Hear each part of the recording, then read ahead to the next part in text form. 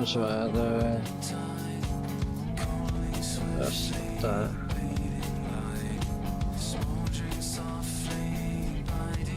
I think we should be working.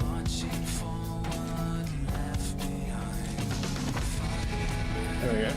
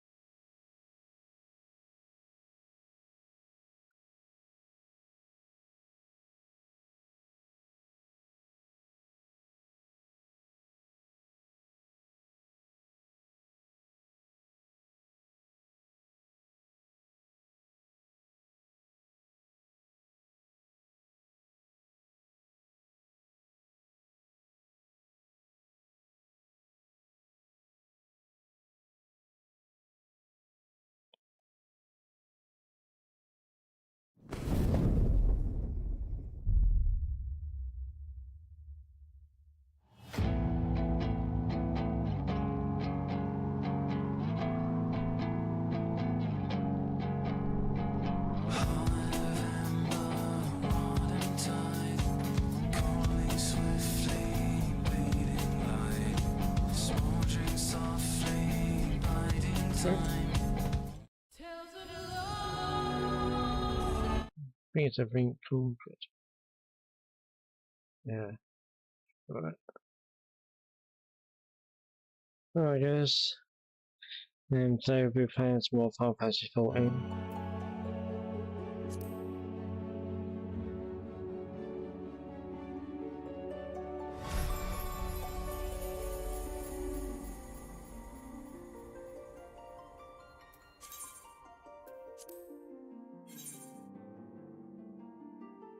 So I believe we'll be done patch 5.1.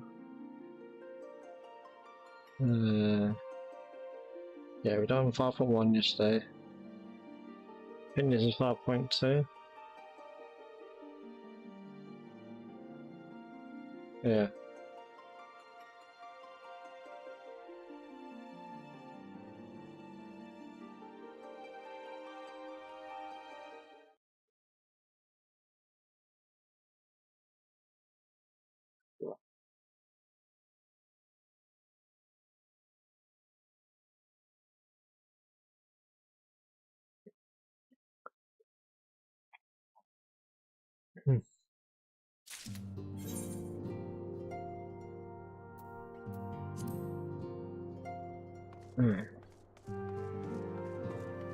Let's continue the storyline. Old enemies, new threats. I was glad we returned, though it remains to be seen if she has glad tidings to share.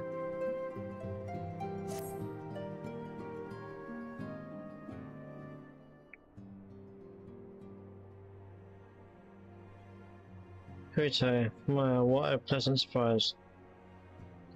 If you come to inquire after the Archons, fear not. Master Matoya's treatment has proven effective in stabilizing their corporeal ether. We mustn't grow complacent, however, potent though these magics may be, they are not without limits. We can only hope they afford us enough time for the Crystal Works Arc to complete his work. If only we could go with you to the first and help. Pardon the interruption, but I come bearing urgent news.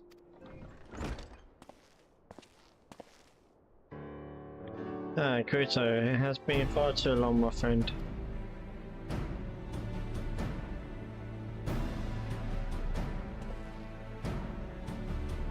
Forgive me, I don't believe we have been formally introduced.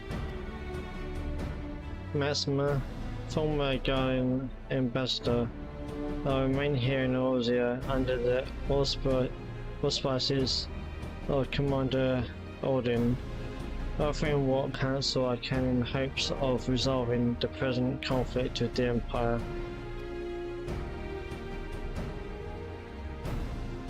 Ah yes, I have heard stories of a defector from Garlemald, but never mind that. You said you have urgent news.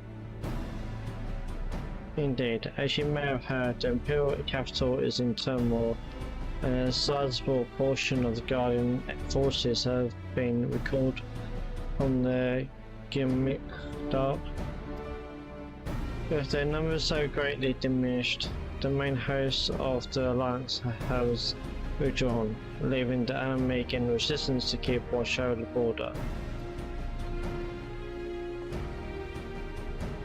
And it is there we have welcomed a most unexpected visitor who claims that this de-escalation may belly growing dangers and unforeseen threats. Commander Odin has arranged for an impromptu meeting to discuss these revelations. He has also requested an representative of the Sirens attend as well, though it was clear to him he wished I extend this invitation. It would seem time is of the essence. Well, you'll not be attending this meeting alone, though I am not as well versed in the affairs of city-states as our comrades. I see no reason to burden a single sign with all this. Yes, of course, then we must make for the Animagan quarter with all haste. Well, what are you waiting for? Get going, you two.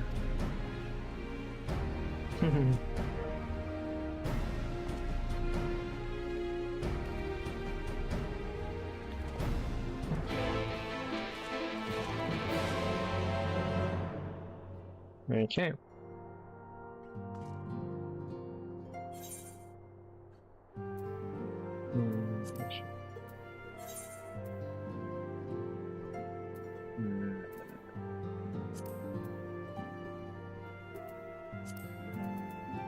Yes.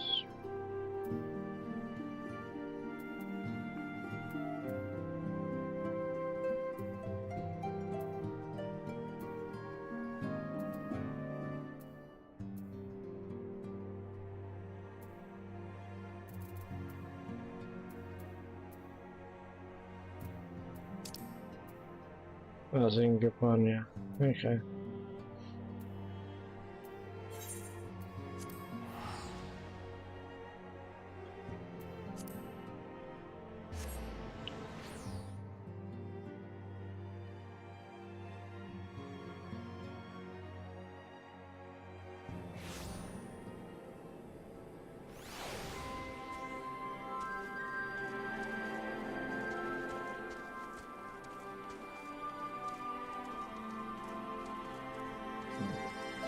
Actually, what I'm going to do is check.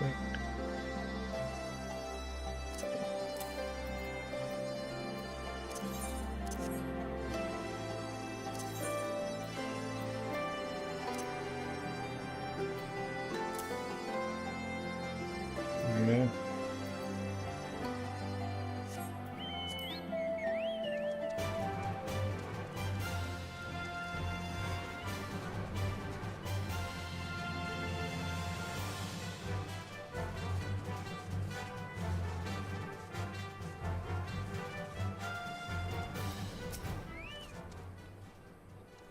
Commander Odin awaits us in the Royal Palace, if you will follow me.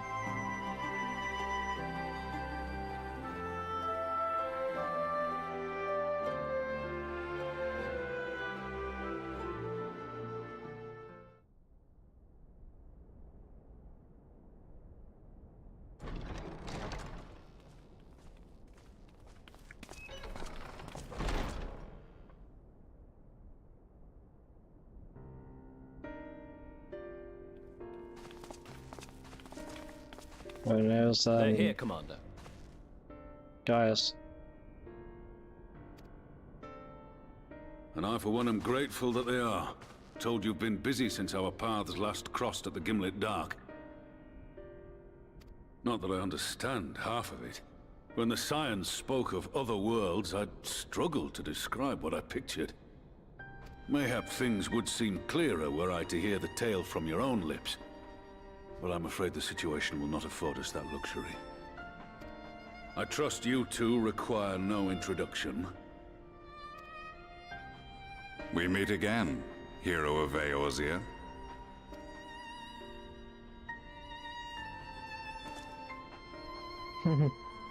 Must we repeat this ridiculous display? I pose no threat to you, though what I come to warn you of very well might. Had he meant to do us harm, I hazard he would have kept to the shadows, and brought more than 2 companions. We need not pretend to be the best of friends, but I hope we can put aside our differences for the present.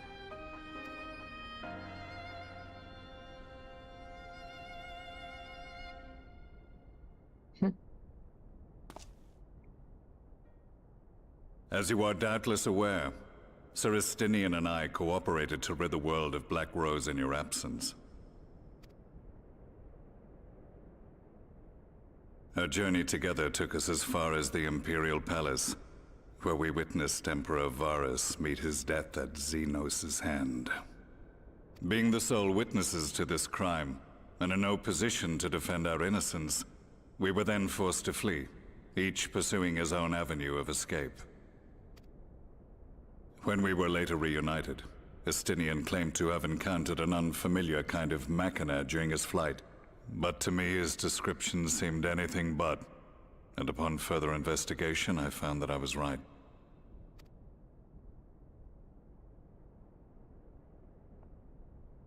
The Empire is developing a new Ultima weapon.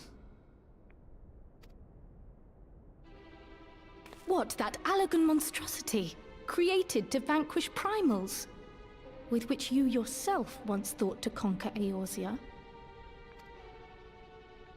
The same. In my foolishness, I sought to harness its power, and became the Ascian's pawn in so doing. But you know as well as I how that tale ended. The weapon itself, excavated from beneath this very city, was destroyed ere we could fully unravel its secrets, and that should have been the end of it.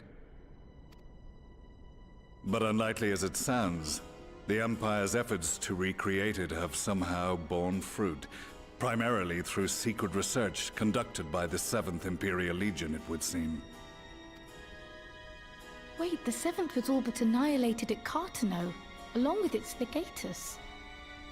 Basically, talking about in version 1.0, when he got ended by Bahamut as well. Indeed, few survived. The 7th, as it is now, has little in common with the Legion led by Vandanis, and its leadership has changed hands several times since. Precisely how this project has continued despite such turmoil, and under whose auspices, remains a mystery. What we do know, however, is that a number of prototypes have been produced, and that one of them is on its way to Eorzea. Yikes. We attempted to stop it, but it was all we could do to slow its progress, so we resolved instead to bring you warning. And right glad are we that you did, though it soundly dashed our hopes that tensions might ease at last. As it is, we've begun to strengthen our presence in the Gimlet Dark, and are assembling a force to meet the coming threat. A force with you in its vanguard, I hope. Before you say anything, I know full well you have pressing concerns of your own. Your comrades remain in peril, and I would not ask you to forsake them. But the fact remains that you, and you alone, have faced the Ultima weapon, and emerged victorious. We need you. And so, when the time comes, if your comrades can spare you, I bid you lend us your strength. I've assigned an officer to await your word. The Ascian's downfall was to be the work of my remaining days. But it was my hand that kindled these flames, and I cannot allow them to spread any further. I will do what I must to see this mistake consigned to history once and for all. Even if it means begging your aid. The Fates will enjoy the irony, even as I endure the ignominy.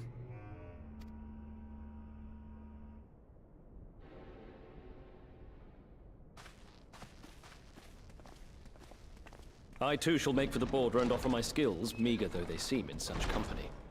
Mayhap we shall meet there anon.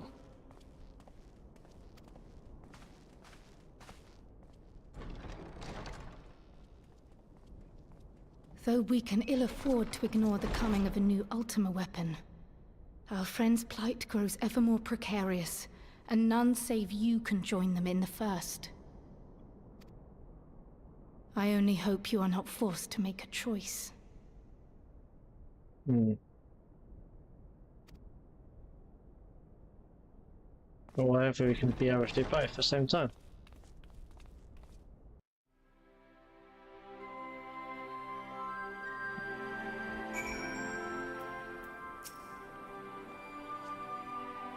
As ever, the way forward is paying with difficult decisions.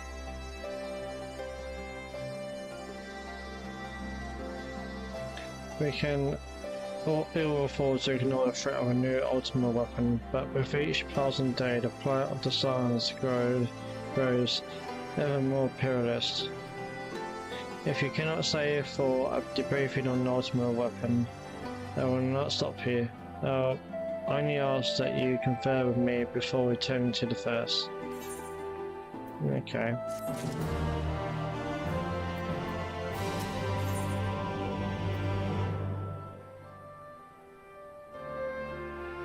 The way home, Cora can see the steady resolve in your eyes and suspects she knows to where duty calls you.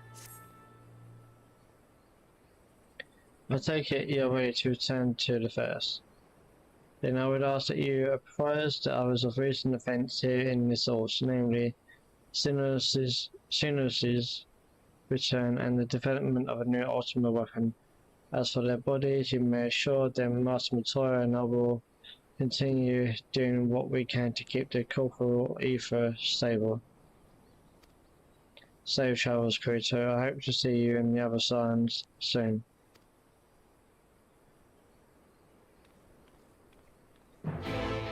Okay.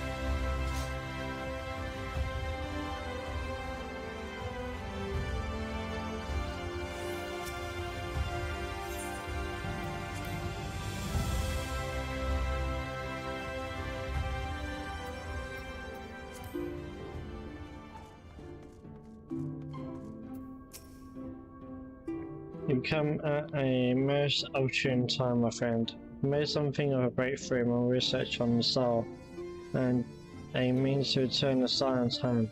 I trust you too have been making good use of your time. There were tidings from the source, you say? Then I will summon the others that we might all be apprised of the situation.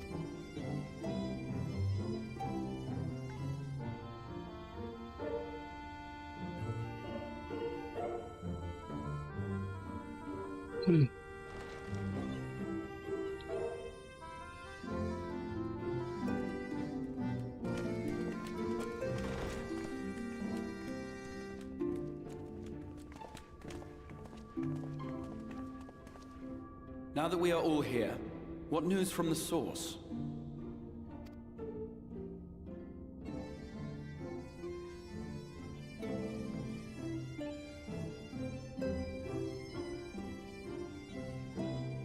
A new Ultima weapon. We must count ourselves lucky that Gaius has pledged his assistance. While this is indeed a worrying development, I think the state of the Empire as a whole greater grounds for concern.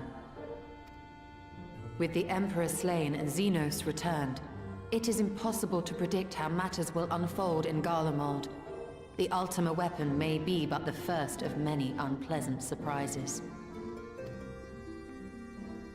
The situation beareth closer observation, of that there is no doubt, and doth compound our need to return unto the source.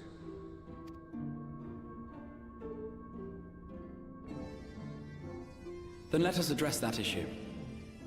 Our long search for a means to see you safely home may well be nearing its conclusion.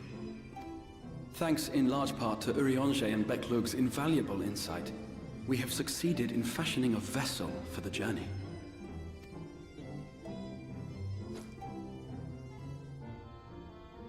We set out to create a crystalline container retaining the more useful properties of white aurosite, but without its regrettable limitations. And after a good deal of trial and error, we made one. An ark for soul and mind both that will allow your incorporeal self in its entirety to be ferried between worlds. A spirit vessel, if you will.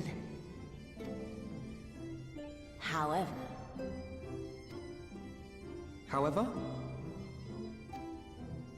Though the vessel is possessed of the requisite qualities to hold mind and memory, it wanteth yet for a means to receive of them. For that, we must needs imbue it with the Exarch's innate gift. A gift that lives on only through the blood of the Allagan Emperors, which certainly does not flow within aurosite or any other crystal. Just so, milady.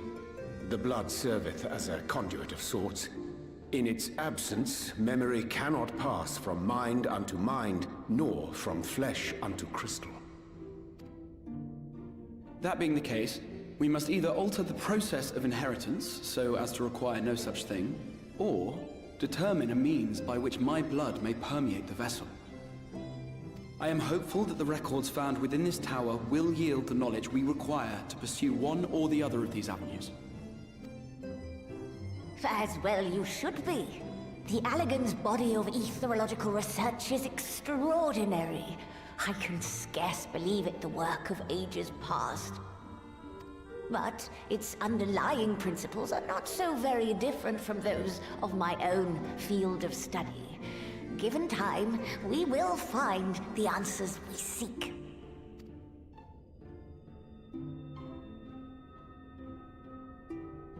I know that you can ill afford to wait, and it pains me that I must ask you to do so. I can only reaffirm my promise to you that a solution will be found. Whatever it takes, I will see you safely home.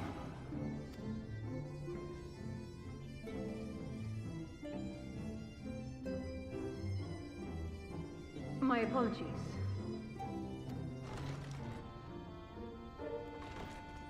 I do hope you haven't come to tell us that mortal peril fast approaches. No. I had hoped to speak with the Warrior of Darkness.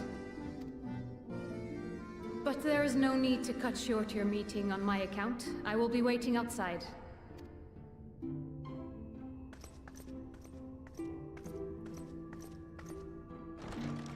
Why not speak in here? She knows I don't mind. Unless she didn't want to. Perhaps I might accompany you. Though I am woefully ill-qualified to assist in the Exarch's research, I may yet be of some use to Lena.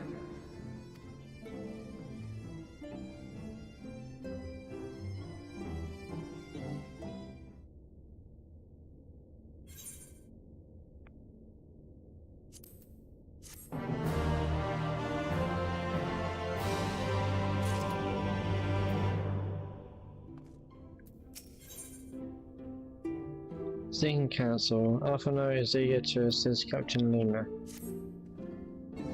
I must confess, while enjoying my fair share of scholarly research, it will be good to step outside for a spot of fresh air. Now then, shall we go and speak with Lena?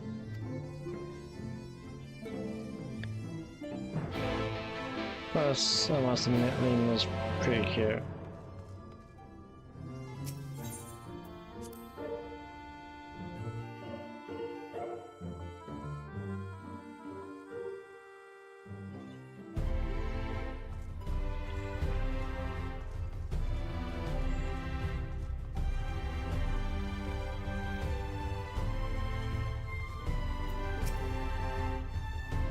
We have a little time, so we'll be brief.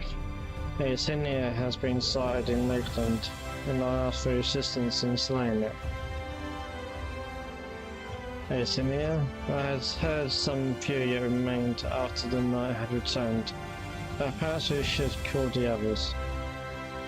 That will not be necessary. It is only a single senior. A simple task for our guard, I should think. That said, I believe flying alongside the Wall of Darkness would be a valuable experience for them. Peace can lead to complacency, and they gain nothing from an easy victory, but you do not underestimate your foes. However harmless it may seem, our men would do well to learn from your example.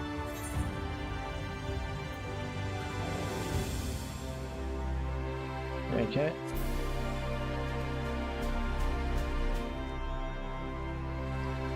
Excellent, and that's made for full job.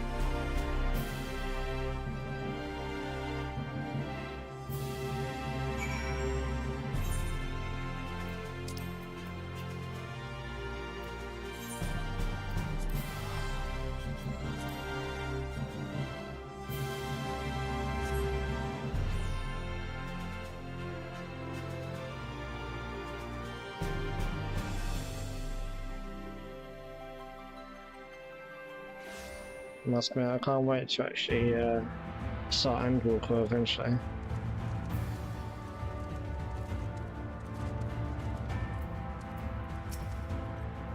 If you would wait here a moment, I will gather the others.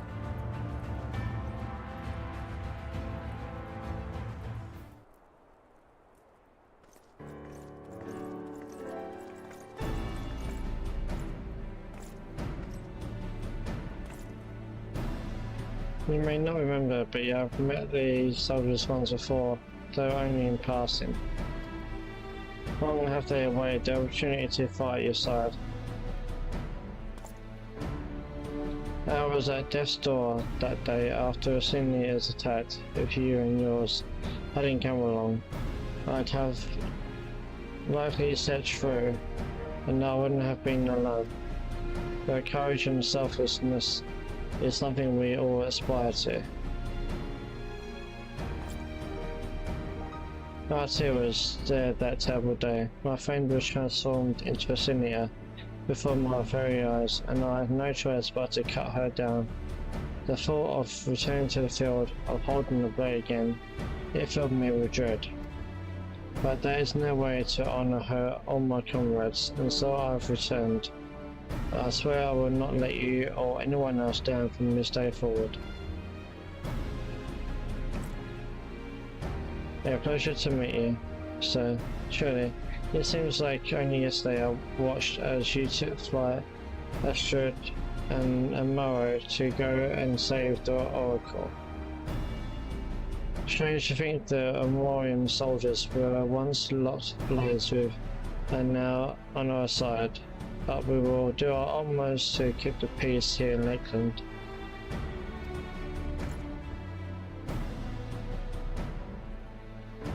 We seem to be missing one.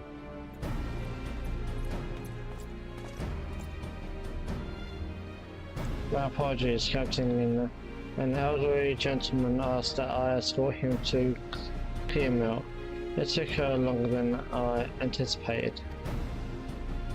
I will not begrudge your desire to help those in need, but a soldier must be punctual, especially when we play host to honoured guests.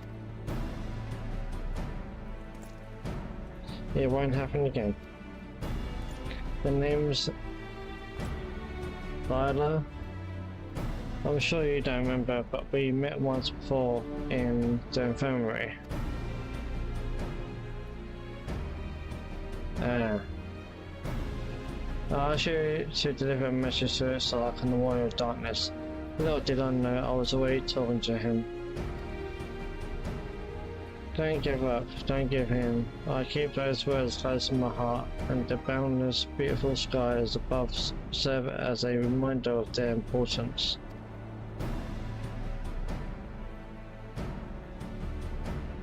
My friend got to see the knight's return shortly before he passed. Oh. He left this world with a smile, satisfied with a glimpse of what was to come. But there are countless others who weren't so fortunate. They gave their lives for the promise of a future they will never know. And so it falls to us to do everything we can to fulfill that promise. No matter what happens, we won't give up, we won't give in.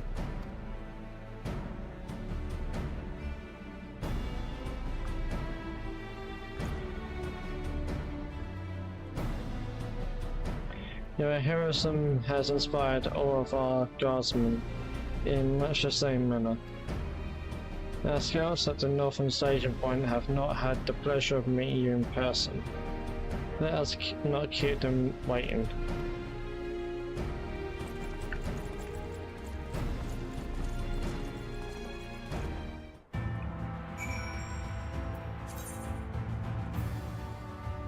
Yeah, something just up there.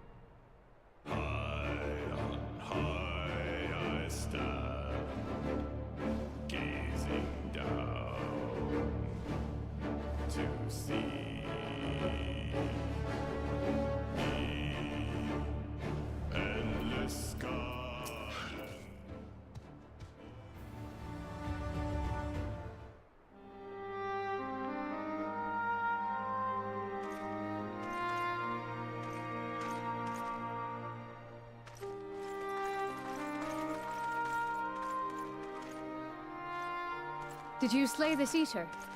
Your orders were to await the main force before engaging. No, Captain. It wasn't us, I swear it. A man came out of nowhere and cut it down before we knew what was happening. By himself? Certainly it is no Light Warden, but nevertheless. I have a feeling I know who it would be. It's true. Felled it with a single swing of his axe, he did. I've never seen anything like it. So I says to him, "Who are you, the warrior of bleeding darkness?" And he says, "No, I'm a warrior of light." And that was it. Buggered off as quick as he came. A warrior of light? Why would someone go around calling himself that, though? It was those bastards who caused the flood.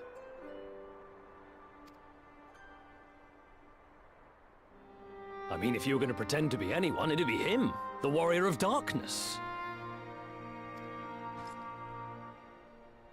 Eh? Oh, I didn't know. It's an honor.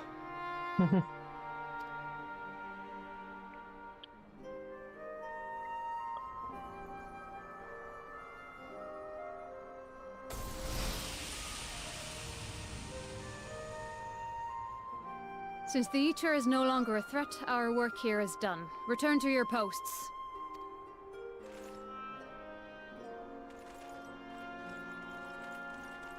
I had hoped to fight at your side today.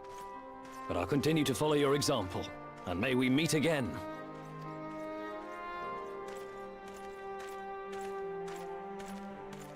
I I apologize for the wasted journey. It seems I overestimated the threat. As for this warrior of light, I do not know who would be brazen enough to take that mantle for his own. Whatever it may once have meant, it is forever tainted by the association with the Flood. The Exarch told me the truth of Ardbert and his comrades' deeds, and I am aware they played some part in your own triumph. But to most, they are synonymous with the calamity that befell this world. Still, if this man is minded to destroy Sin Eaters, I may forgive him his unfortunate choice of alias. But that is neither here nor there. I thank you for accompanying me. With that concluded, shall we return to the Crystarium? There is a proposal I should like to make. What would that be? Forgive me. There is one more thing. A personal concern of mine. I had hoped you might have a moment to speak privately. Take your time. I shall go on ahead.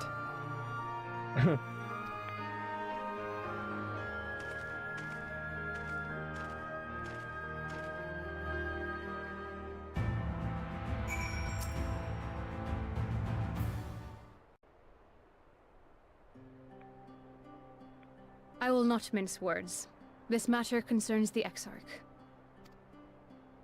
Though his countenance belies his age, his demeanor never has. He has seen more than any man should and grown ever more weary with time. But I see I give the wrong impression. While it is true he attempted to open a letter with a salmon fillet the other evening, we are not here because I suspect his mind is deteriorating.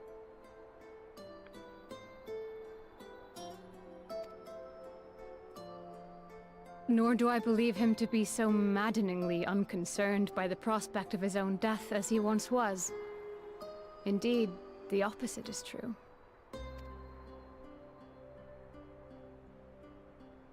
It is for this reason that I seek your advice. Since he returned from the Tempest, the Exarch is not as he was. He seems a different man, a younger man. I know not the details of his research, but when I saw him at work recently, there was a glint in his eye that I had never seen before. He looked happy. It was as if he had peered into the future and for the first time found joy there. Though it gladdens me to see him thus, I wonder if I should not keep my distance. I fear that my presence will only anchor him to the past, remind him of all the pain that came before.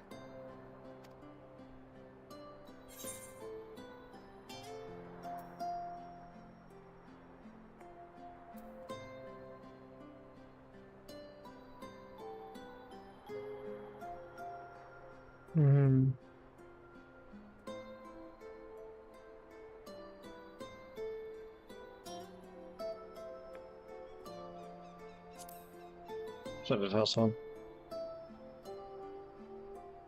Is that so? Then perhaps we might remain as we were. As we have always been. What a relief.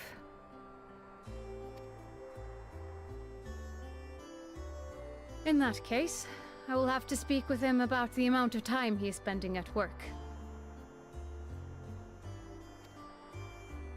This research is important, I know, but if he refuses to consider his own health, I will have to consider it for him.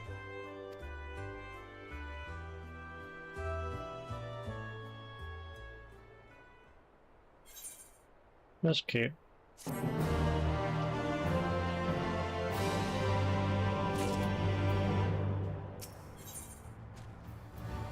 Where's the truth?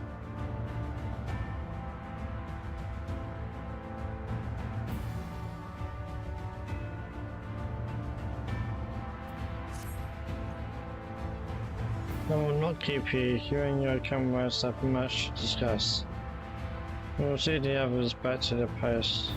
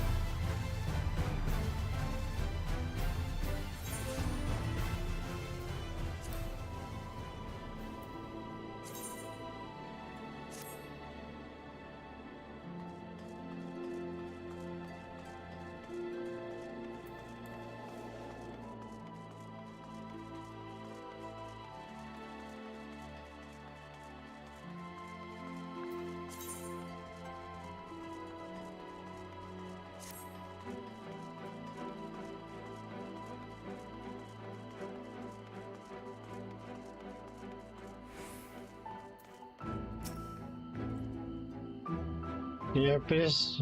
Hey, that's just it normally says.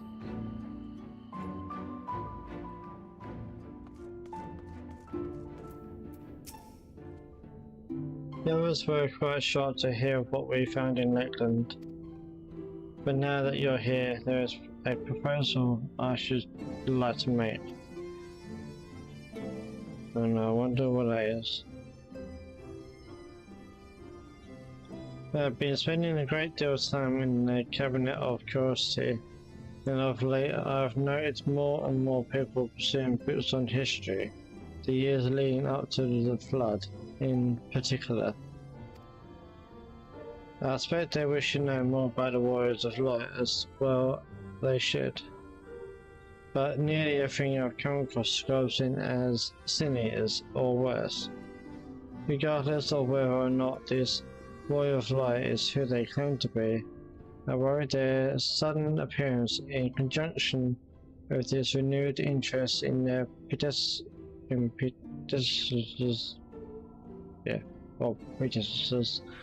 may lead to growing unrest and unfear.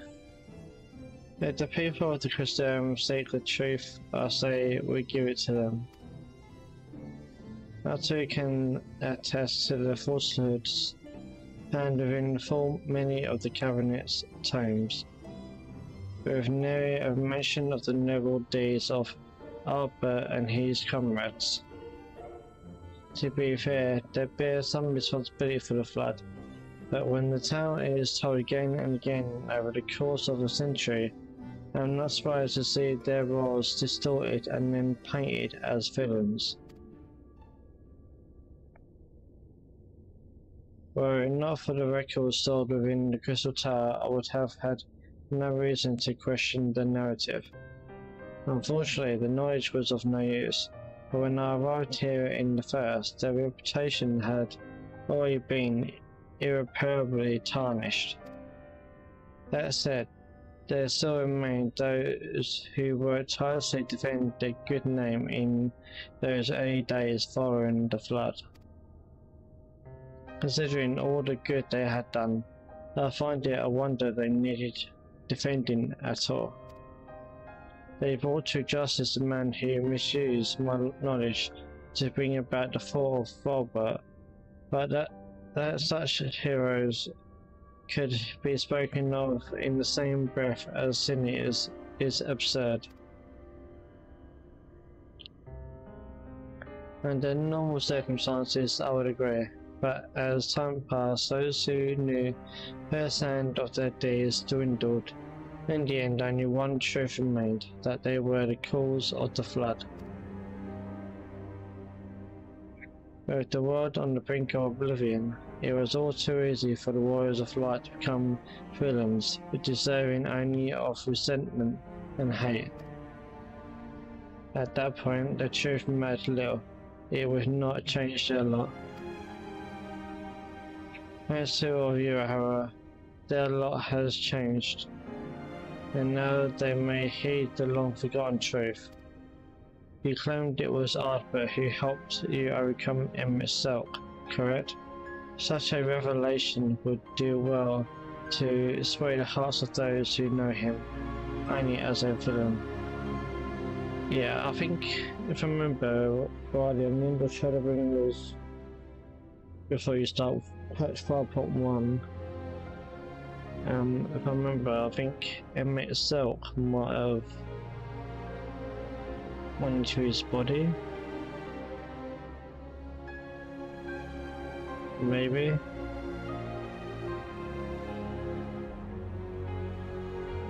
Yeah, I think it is. I've shared this with a select few, but one and all must be told of his sacrifice. To that end, I say we proceed with Alphina's plan. We called together the people of the Crystarium and recounted them the true tale of the Warriors of Light and the flood that followed in their wake.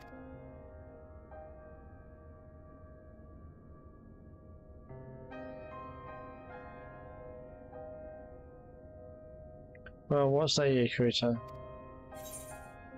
Spread the word, I say.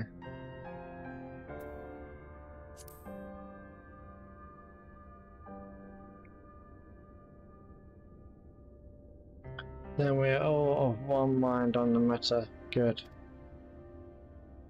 Yes, I might ask you to continue working with Bickleb on a means of returning home. The rest of us will see to gathering the people of the Crystarium in the Extra. You have to reach out to anyone and everyone who might be willing to lend an ear. With any luck, word will spread and more will accompany them.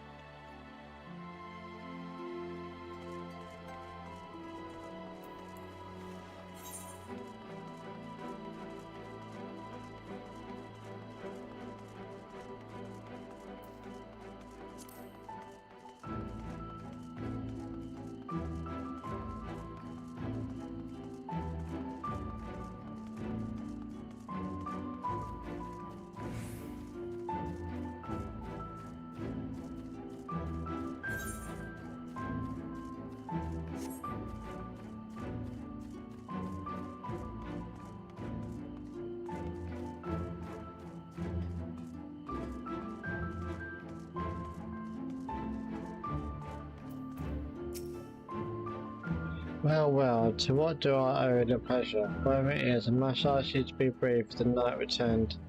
Visitors have been flocking to the Crystarium, and I find myself too busy by half. I don't mind it though, seeing the story is so full of life and excitement, one can almost forget the flood ever happened. The Warriors of Light, yes.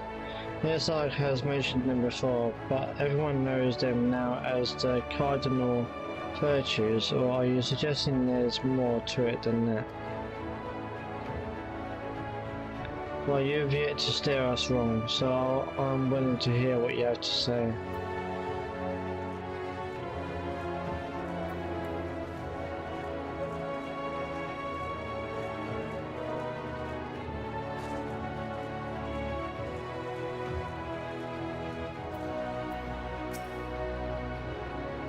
Come to browse wares in market of you, but I can guarantee you have no trouble finding what you need, wherever it may be, under Armor's new leadership.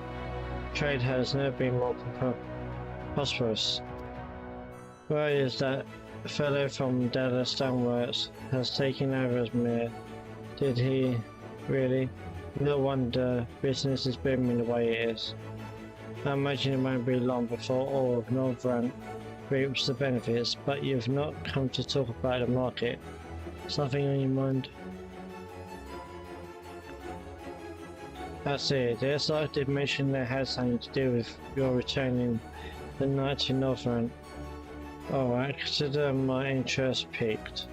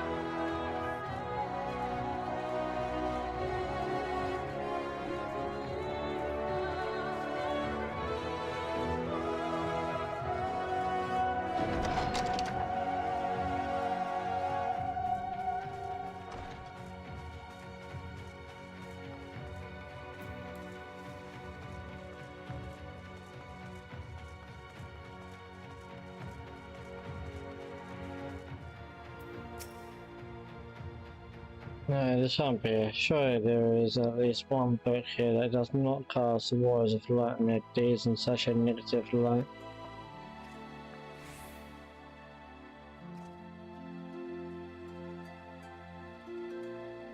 Oh, Crusoe, forgive me. The captain of curiosity has been bustling with visitors of late, but I fear our repository lacks for the knowledge they seek.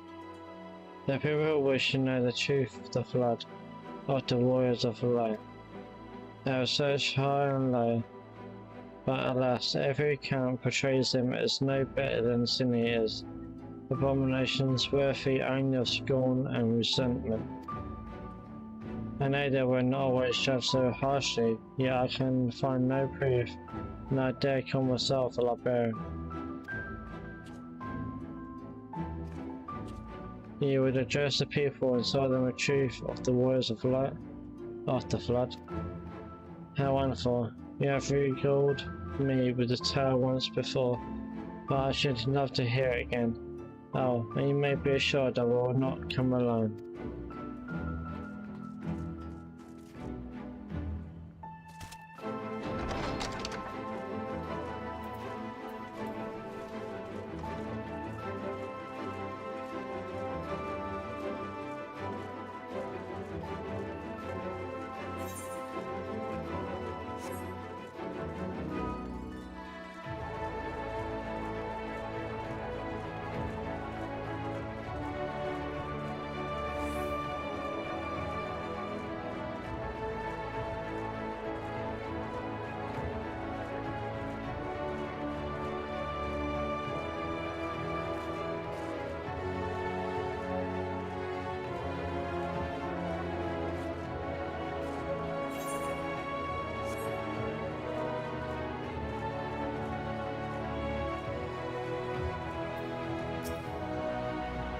Great home, man, what a wonderful surprise. Though I hope your being here doesn't mean someone's been hurt. Mostly I've had quite a few patients coming through my door of late, which is a shame, come to think of it. I've had a few opportunities to test my new medicines. Hehe, I jest. Of course, it's actually been quite pleasant to have a few moments to myself now and again. The truth about the Warriors of Light, Vanessa has already spoken with me about them, but if there's more to the tale, I'd very much like to hear it.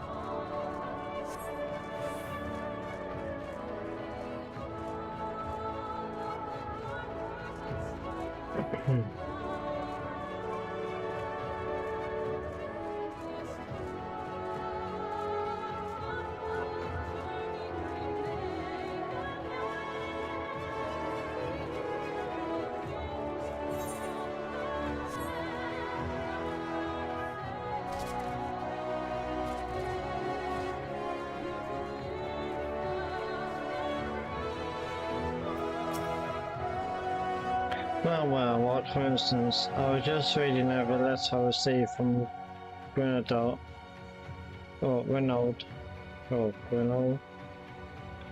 Not long ago. It says a visitor from Crystarium found him at the bottom of the ocean, and that he inspired him to reach new artistic heights. Well, I can only think of one person capable of both feats, though I'd say the letter is far more impressive. But latter. To think the fate could bring the two of you together in such a place. I'm sorry, you mean that Sark didn't tell us the whole story of the Warriors of Light? Well, whatever he's left unsaid, I'm all ears.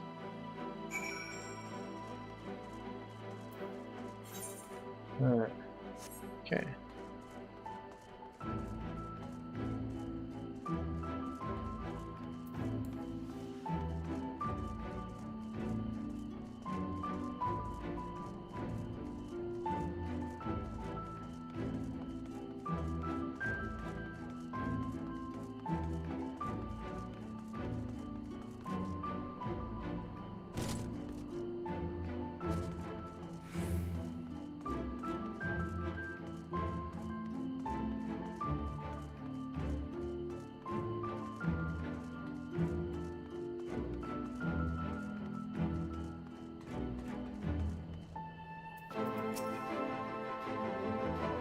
There you are. Between the four of us, as I say, we have stripped the Crysterium from top to bottom. Now we need but wait for the people together. Well, let's be fun.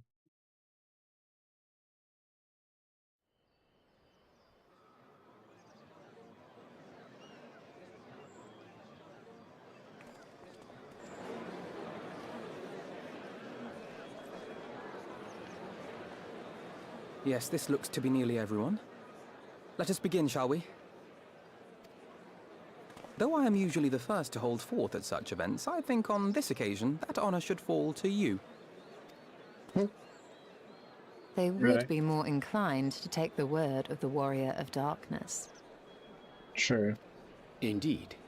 In light of the subject matter, who better than thee to speak these truths?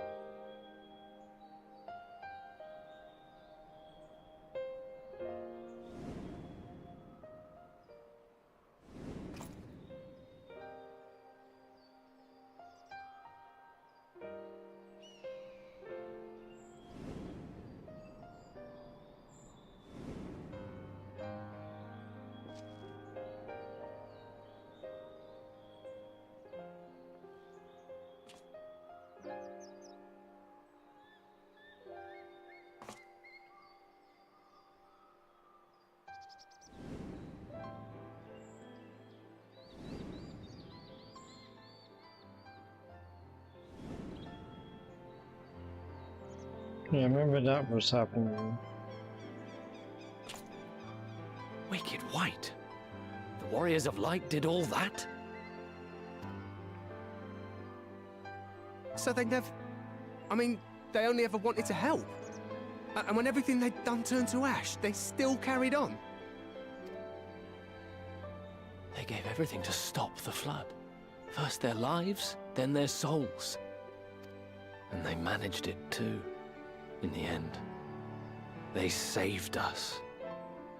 And we cursed their names.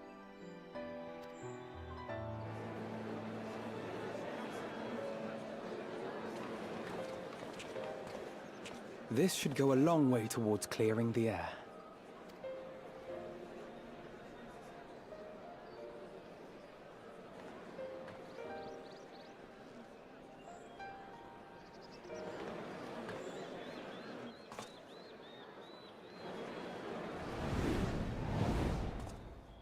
But it doesn't look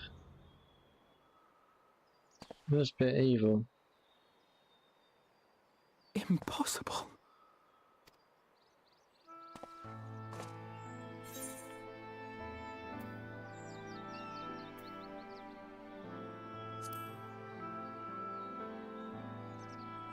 I definitely see something. You don't think it's a ghost, do you? Nay. Yonder standeth no bloodless apparition, but a warrior of light and darkness both. Ardbert.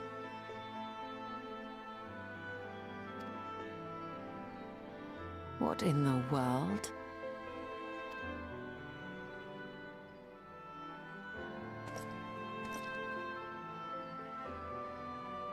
It's you! The one who slew the Eater!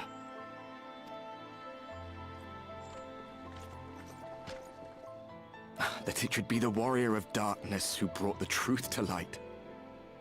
You've saved me a fair bit of time, though I have a few words of my own to say, if I may.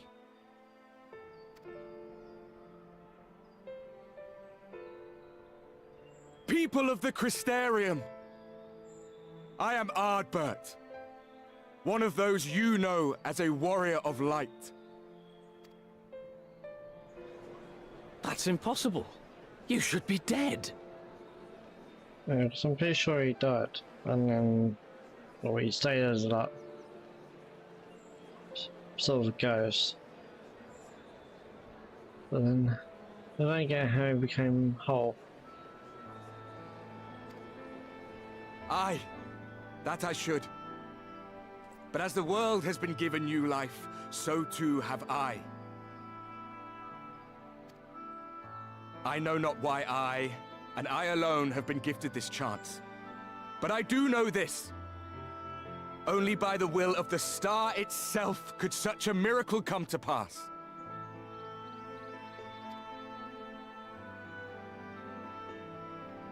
The hero who stands before you now, the warrior of darkness, is not of this world.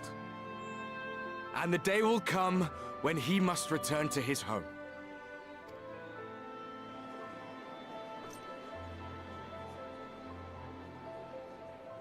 But this land is our home.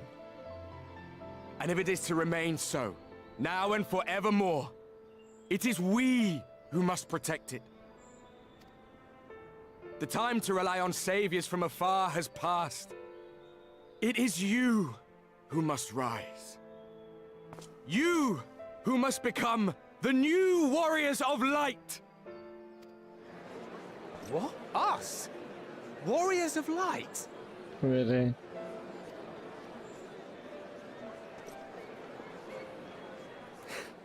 None of us were born heroes, my friend. I was only ever a man with a thirst for adventure. But wherever my journeys took me, I was invariably confronted with the same choice. To lend what aid I could to those in need, or not.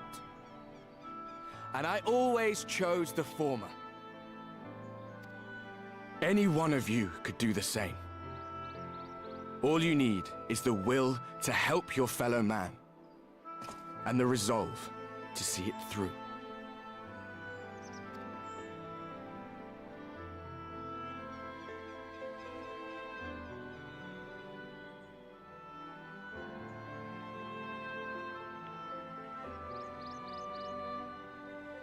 From thine own lips did we learn of Ardbert's fate, and by thy countenance I gather thou art not inclined to recant thy testimony. Yet whosoever this man may be, his words hold truth and resonate with the citizenry besides. For us to voice our doubts here and now would serve but to sow disquiet. 'Twere better we retired unto the ocular and there discuss this matter in private. Yeah. So I think that's where I am. Go. I will stay here and watch.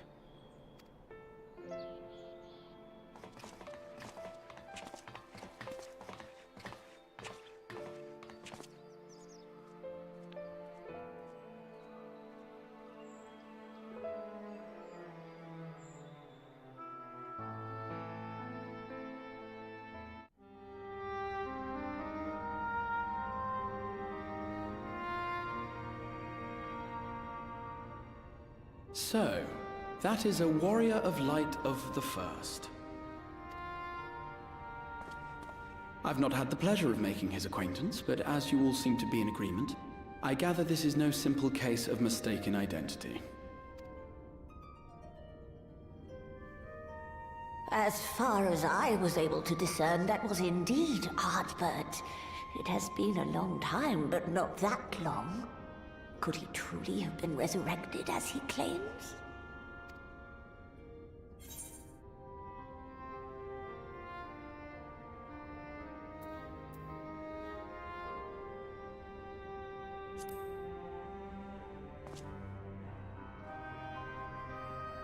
Ardbert did entrust his very soul unto thee. I see no reason to question thy judgment. Nor I. To my eyes, your ether burns as brightly as the day you slew Emmett Selk. That is proof that he is with you still. Which means wherever he is.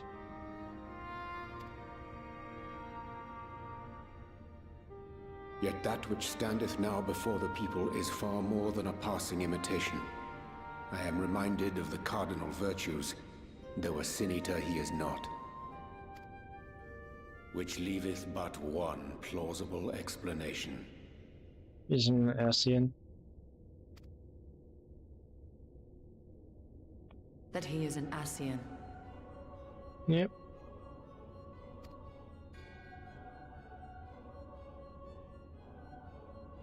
Given their fondness for posthumous possession, I would have to agree. From what I understand, the Warriors of Light were laid to rest in Yulmore by those whom they had aided in life. At the time, some few still remembered them as heroes. Needless to say, 4 of them were subsequently exhumed to serve as the Virtues. And if one knew where to look, Ardbert too would not have been difficult to find. Assuming then that this is indeed the work of an Ascian, my mind inevitably turns to the last remaining paragon to survive the Sundering.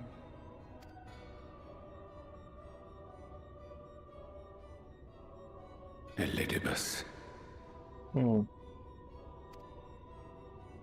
The one in white.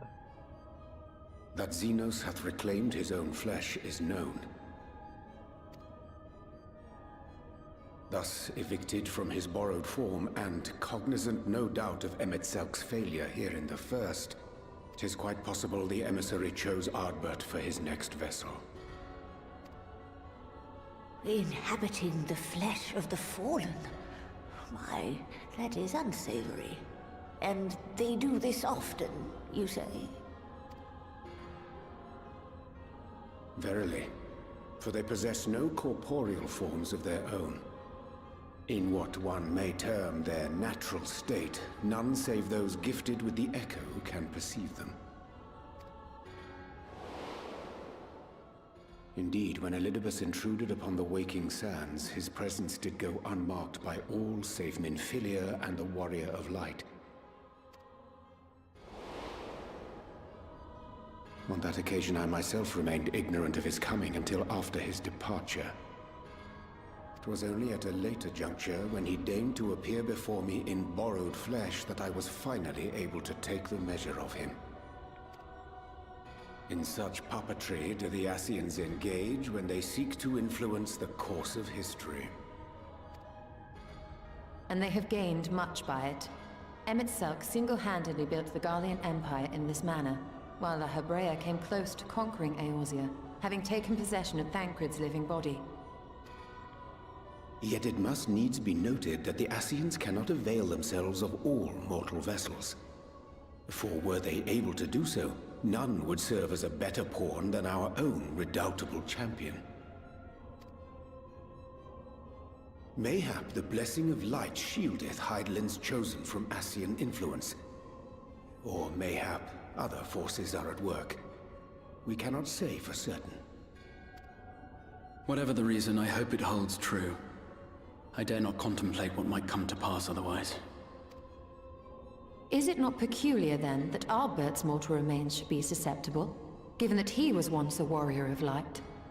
Or did the final departure of his soul make it possible, perhaps? Regardless, to hear an Ascian use him to call forth new warriors of light boggles the mind.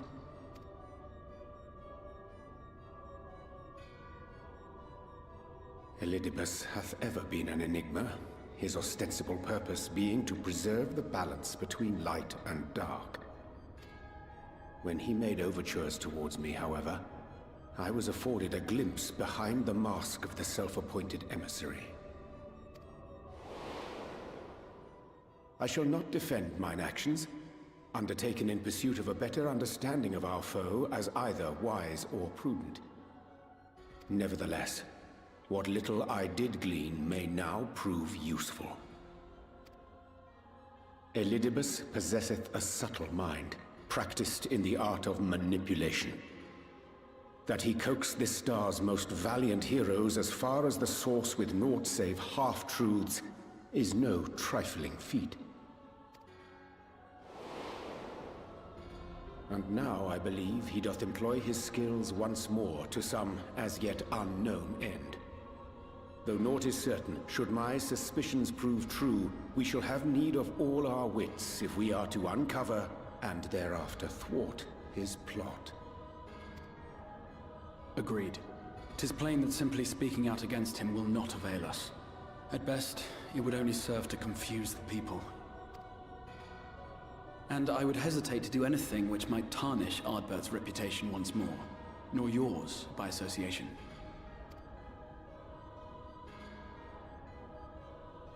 That being the case, it may be wise to keep a covert eye on this Ardbert's movements, as we attempt to discern his purpose and how best to mitigate his influence.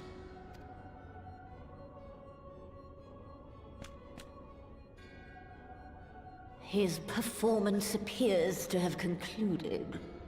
What now? Go back out and follow him?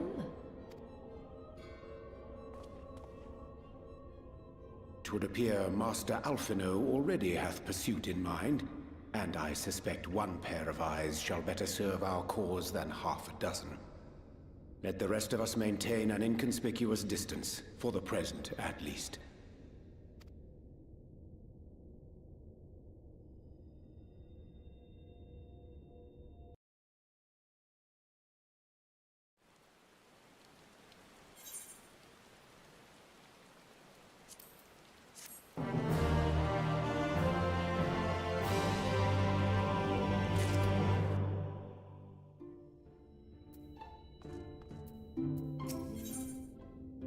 And deep disturbed.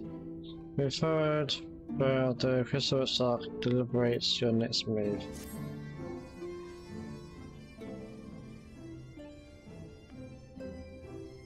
You devour to spell the falsehood surrounding the words of light and their actions prior to the flood. I must say the appearance of Albert, or rather one who appropriated his identity, was a rather curious development. He is an impostor, that there is no doubt, but to the masses he will appear as a hero returned from the grave. After the words of light were laid to rest in Ulmor, the people prayed fervently for the gods to deliver them from their plight, prayed that these fallen heroes be born again for their sacrifices. What bitter irony. I, for one, would like to know why Ardbert urged the people to become warriors of light themselves. Ere we take action, we must needs ascertain his intent. Let us pray that Master Alphino returneth soon, that most essential knowledge. But now I think it is best to apprise Tancred and Rin of our efforts. When we do confront Albert, we shall no doubt have need of their strength. Agreed. I think it's prudent we will take measures to prepare for what's to come. Bickler, I will continue our research into how we might improve the spirit vessel. They might one day carry you home.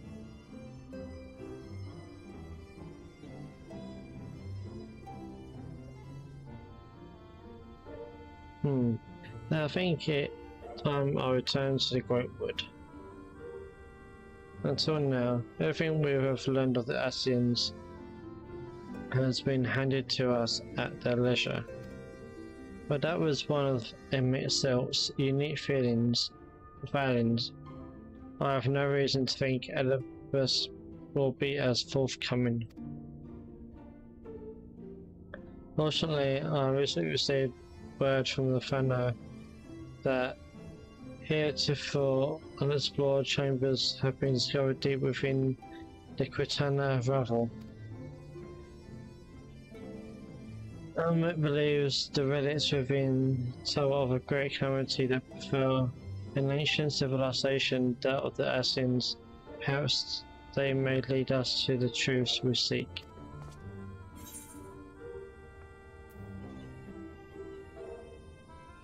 Would you care for company?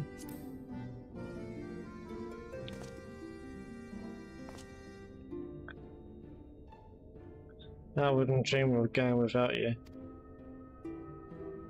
When you are ready, make for now. Elmet and her sisters will be expecting us. Then let us be about our task. Pray, give me regards to the bees.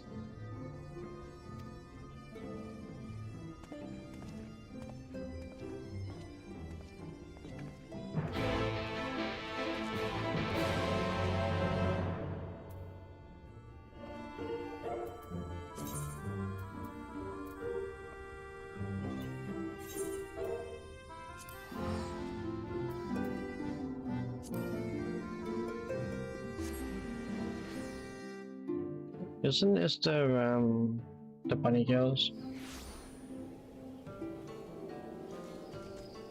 Yeah.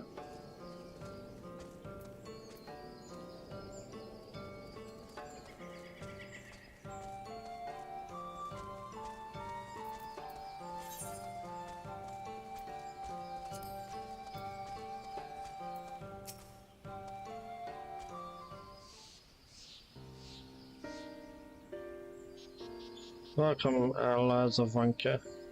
We have accomplished much since last you came. With the Light Warden dead and its minions dispersed, we have at last reclaimed our hunting grounds near Raktika Falls. It was there that we discovered more ruins, although we ran afoul of no traps while exploring its halls.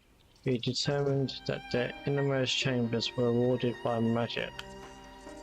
We all were in agreement before any investigation could proceed. You should be summoned. We are grateful that you did. From what you have told me, I strongly suspect that the wisdom my comrades and I seek can be found within. This wisdom could prove invaluable. We may soon face a foe whose greatest asset is our ignorance. I see. Then it is good that you have come. Shawanka was once home to the greatest of weapons, knowledge and understanding. And it is our duty to ensure you and yours do not want for either. That said, we must proceed with caution. To have reached the inner chambers unmolested suggests a more formidable deterrent yet lies within. Come now, surely any threats sleeping within the ruins pale in comparison to those we have faced thus far. This is not a game, sister. You should not be so eager to run headlong into danger.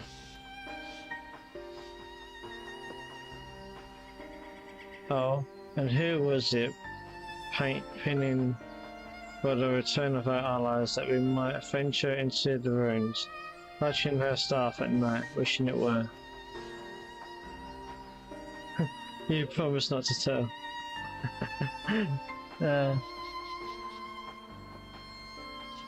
Then I suggest we begin. Get back here.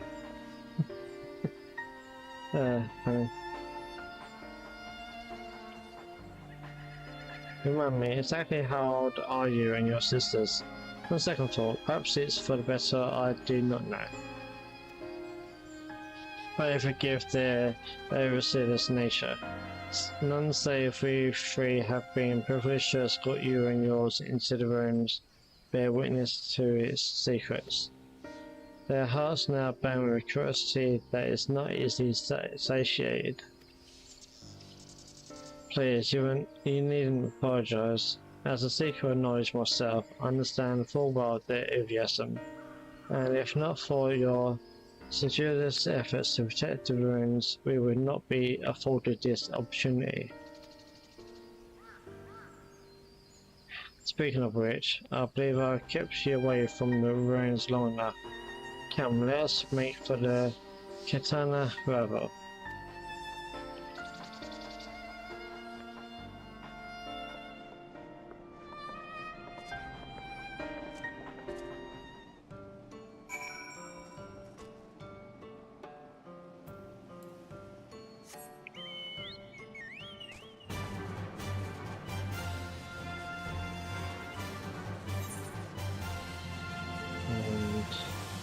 So this will be the first dungeon of patch 5.2.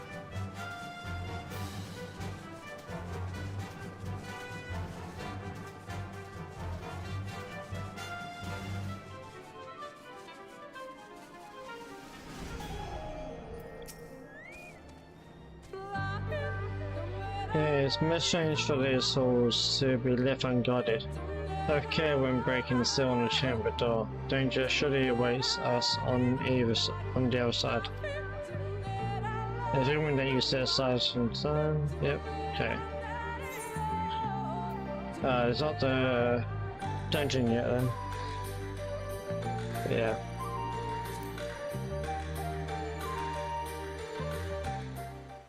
It's more like an instance.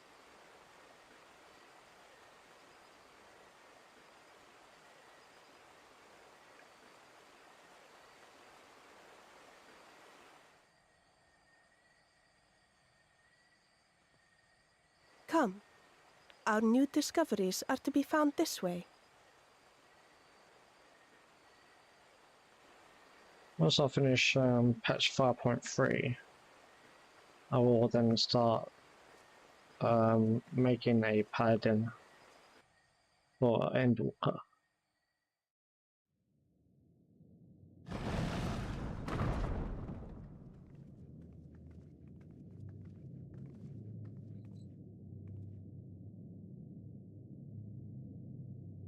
The people of Ronka are known to have venerated animals, but these features do not match those of any indigenous species. This is no common beast. Though that much is plain from its proportions. Lifelike, is it not? One could almost imagine it breathed.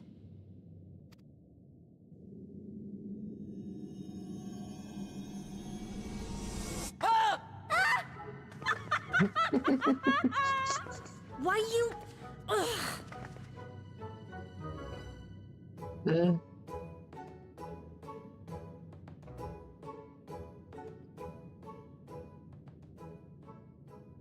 This owl, by contrast, seems no different from the others we've seen.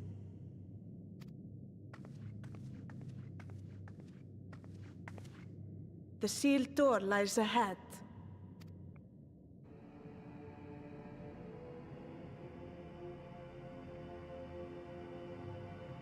It's very ominous.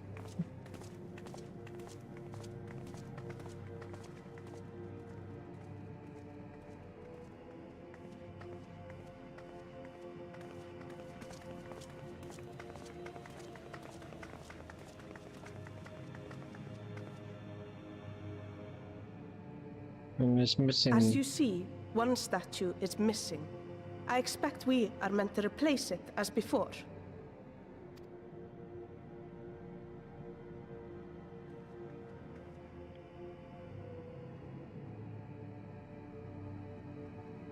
So you mean to take it one from there? Too simple. There will be some additional defense mechanism.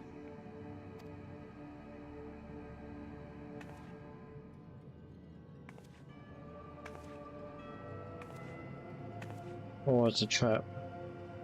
Just a moment. There are words carved into the stone.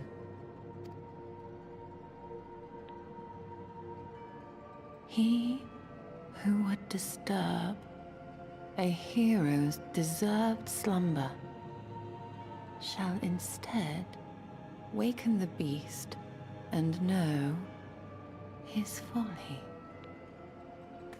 Wait! Don't! Shit. What? But I only... What is happening? Oh fuck. Oh no, oh no, oh no, oh no, it lives! Why am I not surprised? Prepare yourselves. Oh, can't be too hard.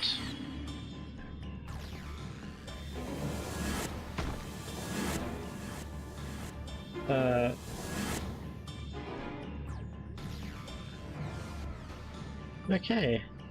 What happened?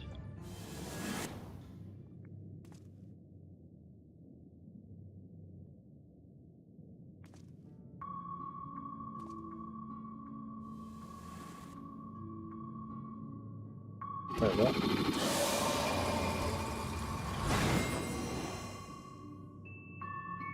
The fuck?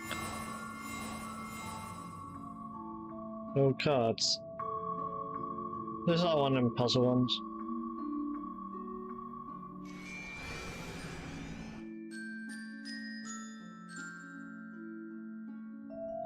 It's very different.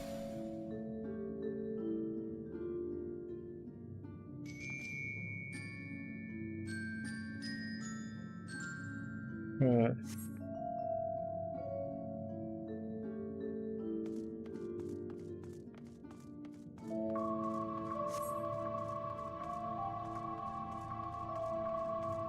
Ask me these riddles free. Death of Paul with King Dwyer, there's a part of it.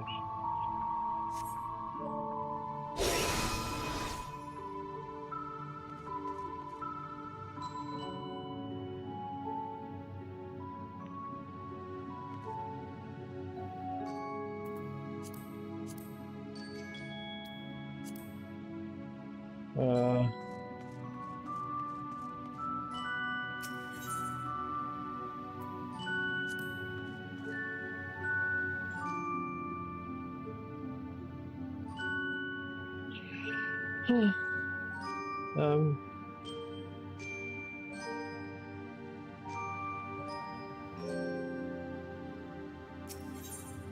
equilibrate. Ah, shit.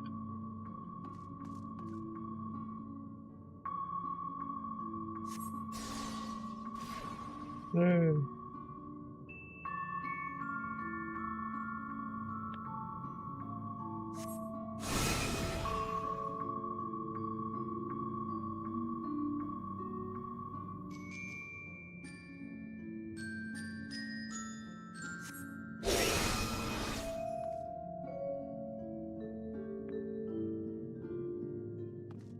Whoa.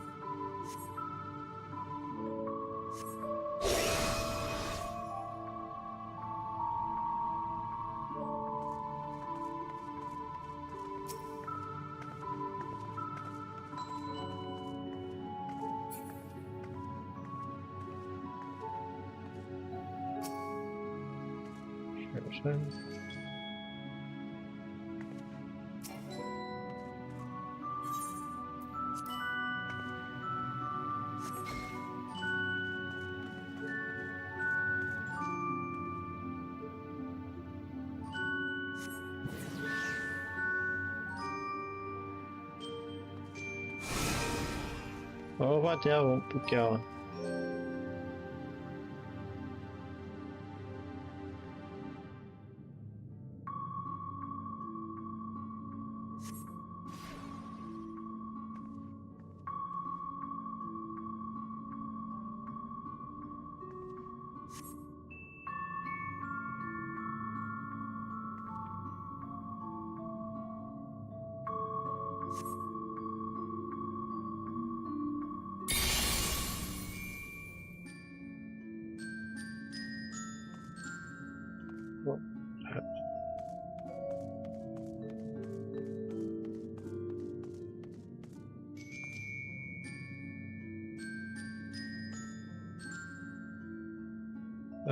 I see.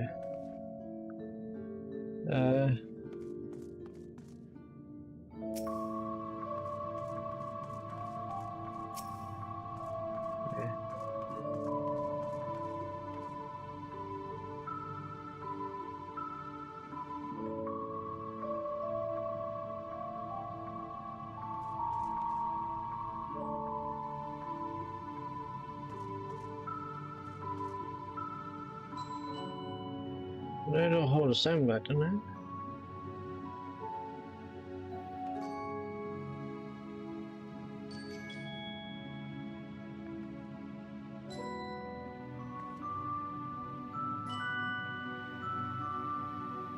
They all say long come, don't they?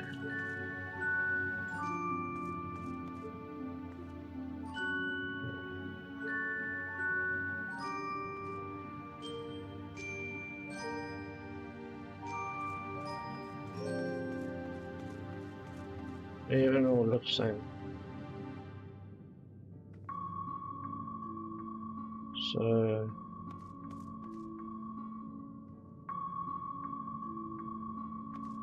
what the fuck?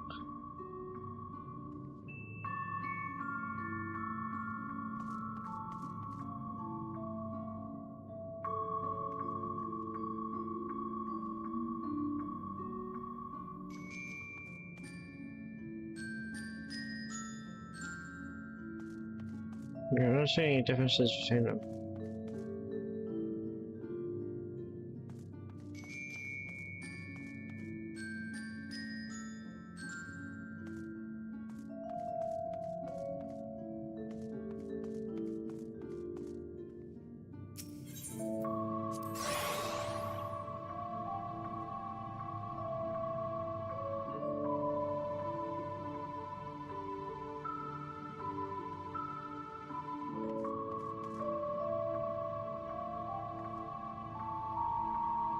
Well,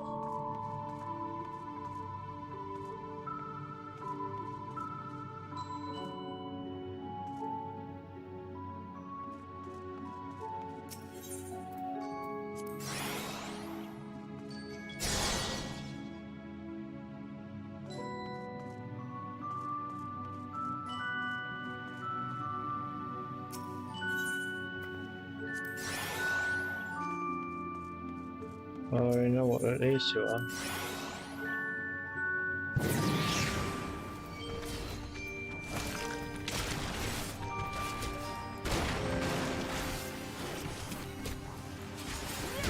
No mercy!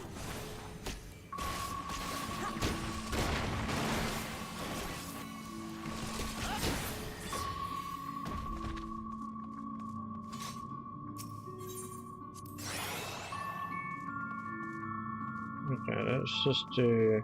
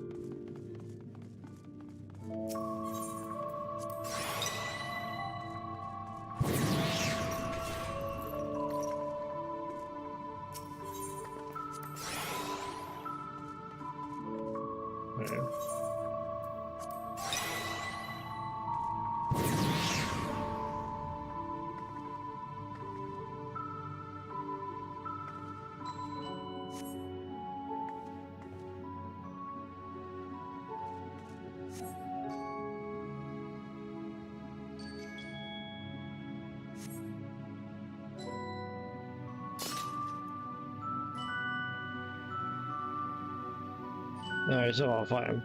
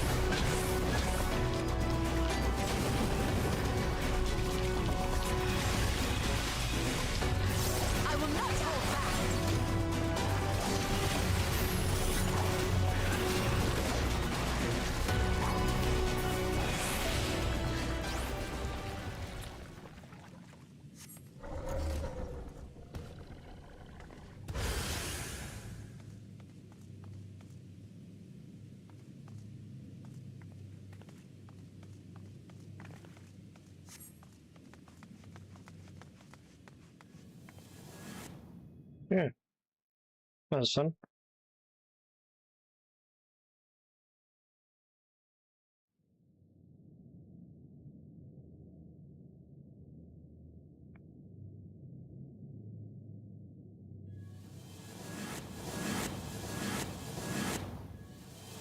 But we'll now be able to do the seal. Put the thing on the...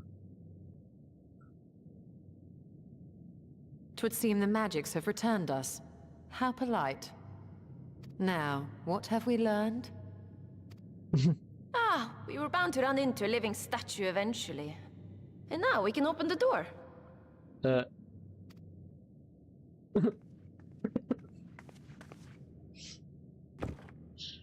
Okay.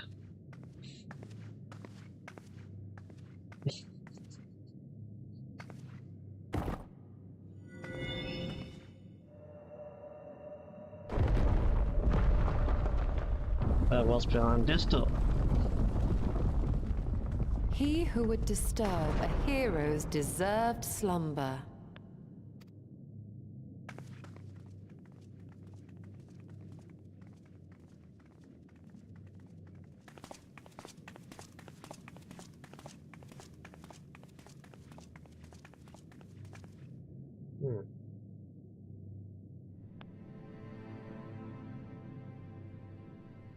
Was that a pharaoh or something? A tomb, just as I thought. Befitting a hero.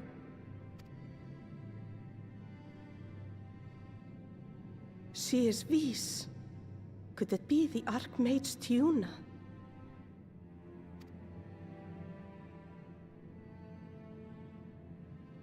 A legendary hero of Ronka, as you surmised. The tales tell of how she smote entire armies with a single incantation, so potent was her spellcraft. Though she ever fought in the name of peace. I thought them no more than tales. To think she really existed. Well, I for one always believed.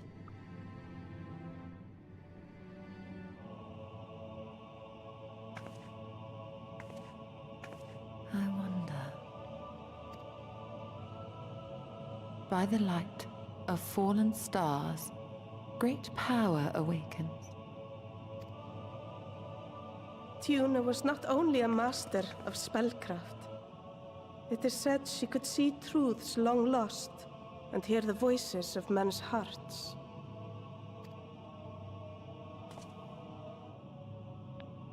Maybe it's the power Not that less Shadow than the needs. echo. Yeah. In which case, none of this is mere coincidence. So she had the echo. Obviously back then we wouldn't call that.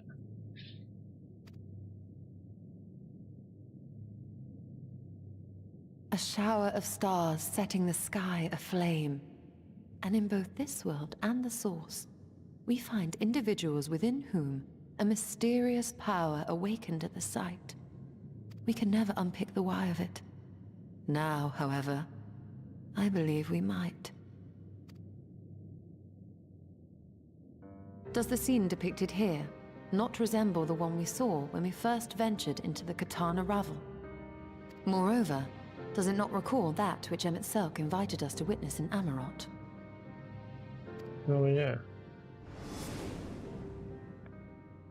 I remember that.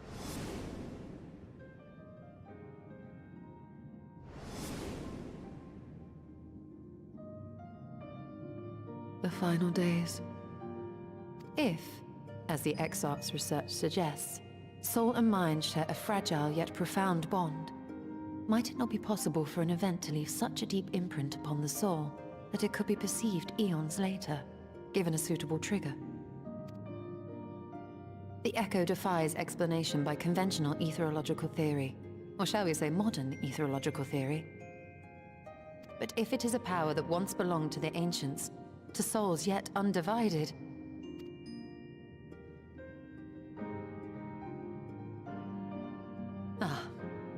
it would seem I have entered the realm of pure speculation, and I call myself a scholar. I shall refrain from making any further wild claims until such time as I have evidence.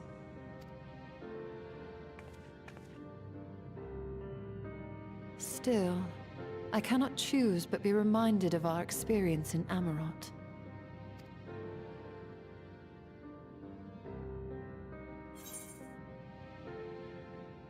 You must recall and Mitzel's dying requests.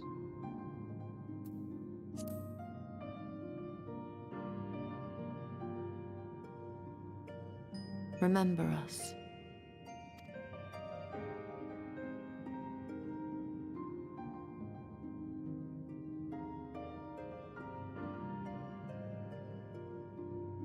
History is learned, not lived.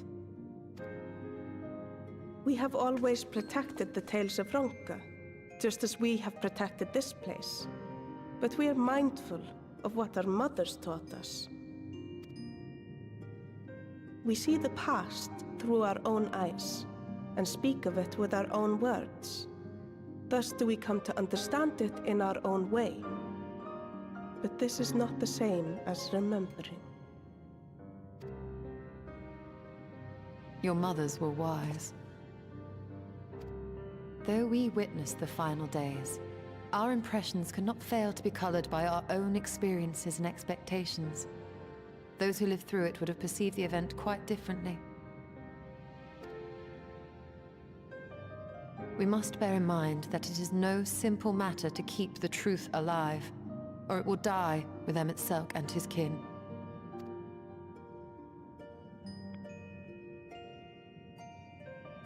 But we have disturbed Tuna long enough.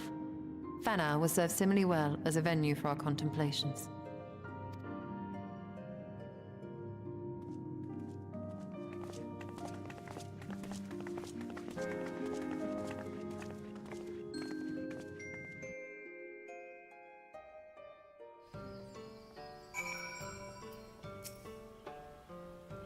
For your pensive expression, I take it that Tim has given you much to think about.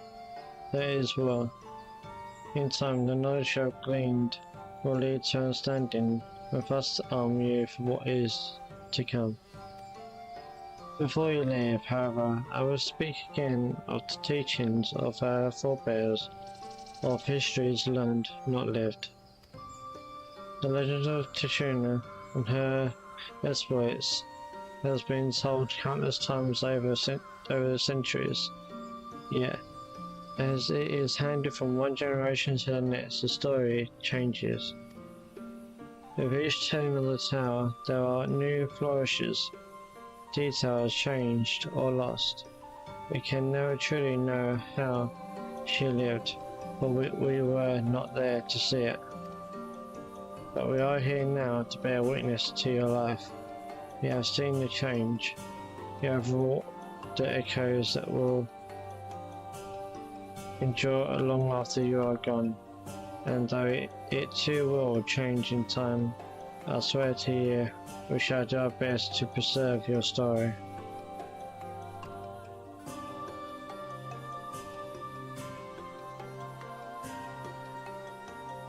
I hope you'll forgive me if I don't make an oath of my own. But I think it goes without saying we could never misspeak of your heroism.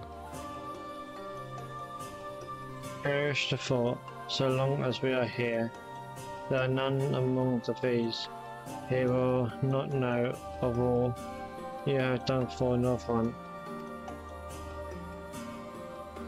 We are not deserving of such reverence, but we are grateful all the same. You can be certain we will have our own tales to tell of the great guardians of Vatica and the ruins of Ronka. I pray you are safe travels, then.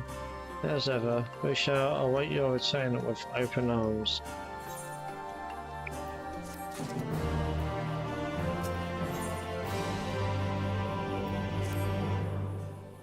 Although we learned naught of the Asians, the insight we gained into the Echo made our trip worthwhile. Before we return to the Christium, however, there is a small matter I would attend to in Silverborough. Might I trouble you to come with me? Sure. Thank you. After we arrive, we should have a brief word with Una.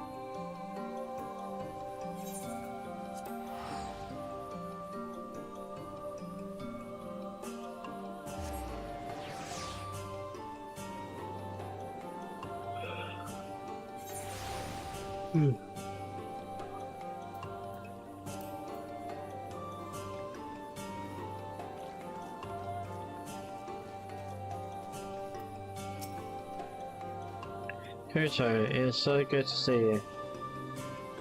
You've arrived at a most opportune time. I was preparing a pot of famous stew. Come, I'm already a place for you. I'm sorry, Rina, but we haven't. Please, I insist. It will take only a minute.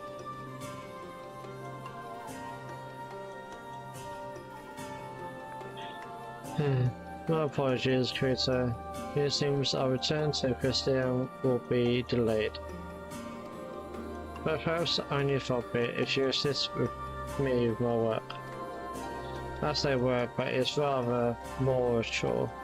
I must clean my chambers here in Slowborough from top to bottom. If you'd be so kind as to go and fetch a broom from Elsgear, we might finish before Runa is done cooking.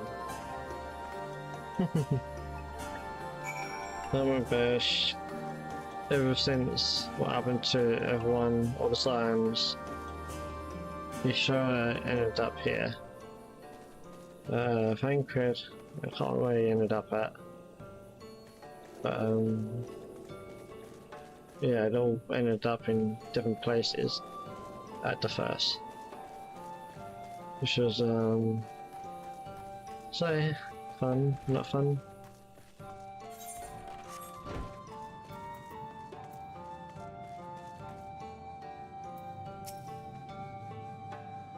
A broom from Master Matoya? I cannot imagine why she wouldn't have need of such a thing, but here you are. It is old but sturdy and sure to suffice.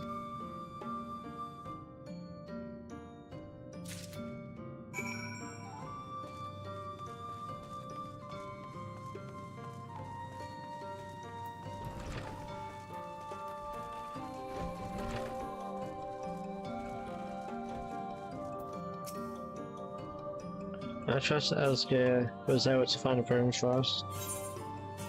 Yep.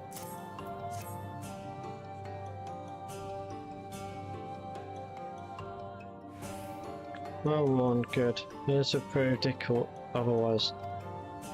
Though I must say, I think I did rather well for not having a broom thus far.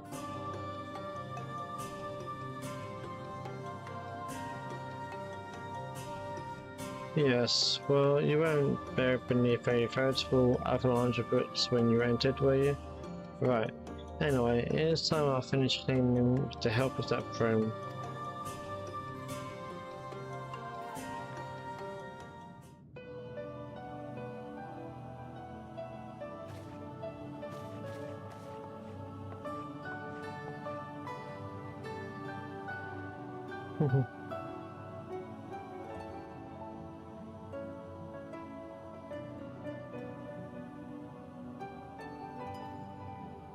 You do honestly think I'd do it the old-fashioned way. That broom is more than capable of sweeping by itself, or rather, it will be.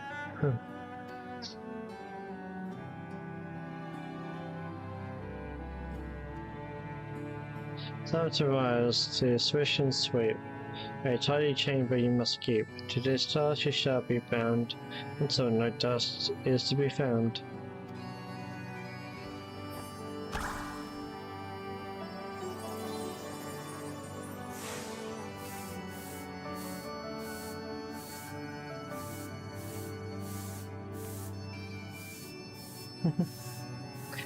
In this one particular respect, I have no objections to follow in Master Matoya's footsteps.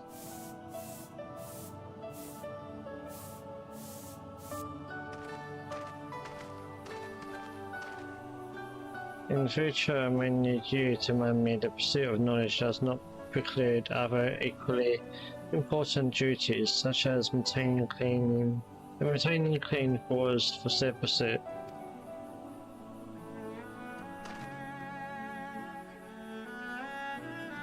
Oh, I dearly miss this place. These people.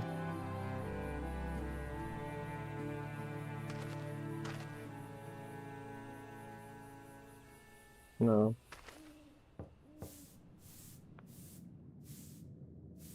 Master Messiah, pardon an interruption, but the stew is ready.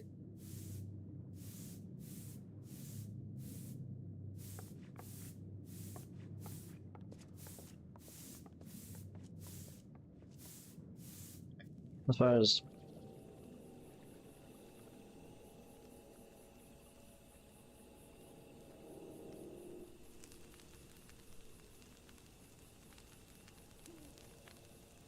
Is something troubling you? You've been rather quiet. But yeah, as I was saying, you said I was there for quite a few years in the first, before I ended up going there. I mean, originally the SR was only meant to pull me there, and not the others.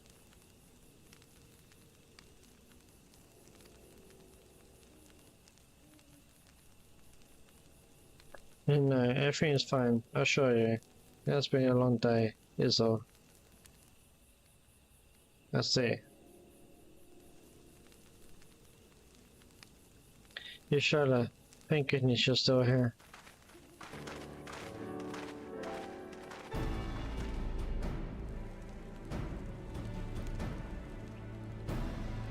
Now for no.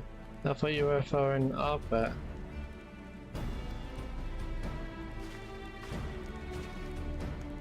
I was though. I'm sad to say I lost track of him shortly after entering these woods. He seems determined to traverse every of Northront in his quest to spread the truth of the Warriors of Light and the Flood. And it seems news of your address at the Crusarium precedes him at every destination, making his task all the more simple. It remains to be seen to what end he encourages the people to become Warriors of Light themselves. But there is no denying that his words have struck a chord with many. Well, we all agree that this is just another Asian ploy, yes? There commandered corpses before, and to no good end. I see no reason to think this time is any different, especially when it is that of a fallen warrior of light.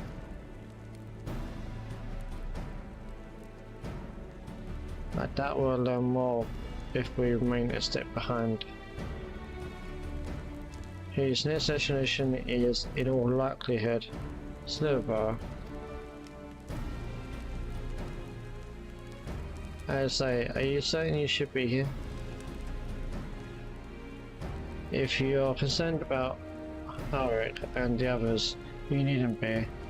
Their treatment is going well, but progress is slow and exhausting for all of us. The best thing you can do now is to let them rest. So I believe we were about to discuss how to arrange a meeting with our would-be Warrior of Light. Before visiting any towns or villages, Arbet would hunt down and slay a nearby Zinnia to earn the locals' trust. Our best chance of getting ahead of him is to find one before he does. Thankfully, Frankfurt and Rene have returned from the empty and have taken up the search. Rene believes one may lurk beneath the bars of Woven Oath. And that is where we will start a search.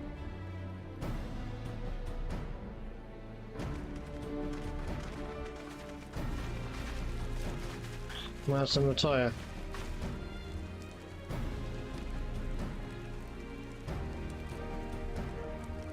A warm bowl of stew will be awaiting your return.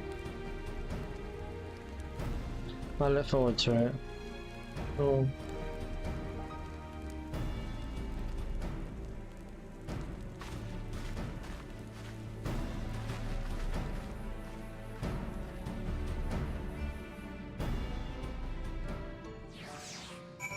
He really doesn't want his shoulders to go back home. I suppose quite close for a while.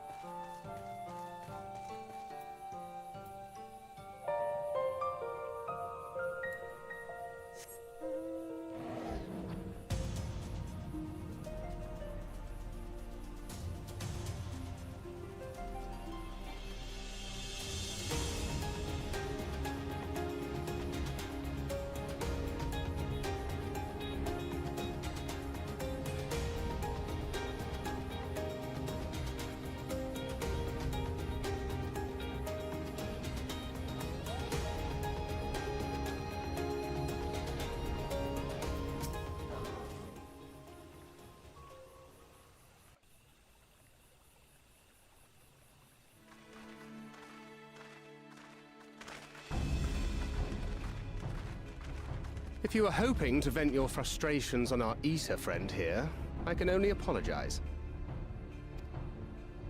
Few as they are now, it took us no time at all to track it down. That suits our purpose perfectly. Now we need only wait for Ardbert to arrive. Weren't you two meant to be attending to the empty?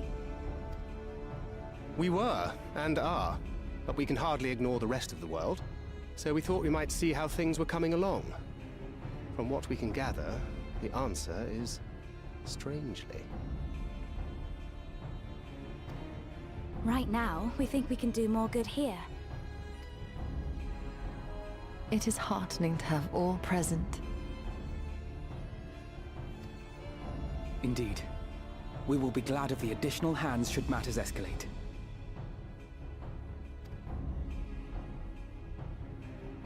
Our quarry has come.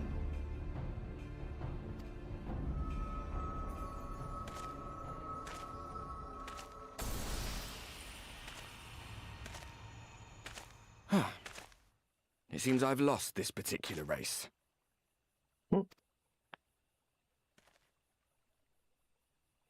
Although I suppose it's only fair. When we first met, it was I who outpaced you. Ravana, was it?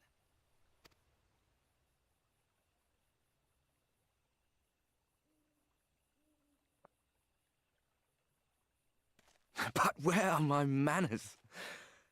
I wouldn't be here were it not for you, and I have yet to say a word of thanks.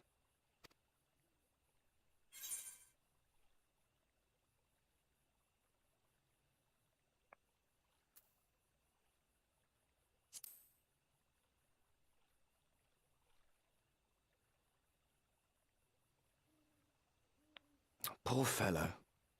He will be sorely missed.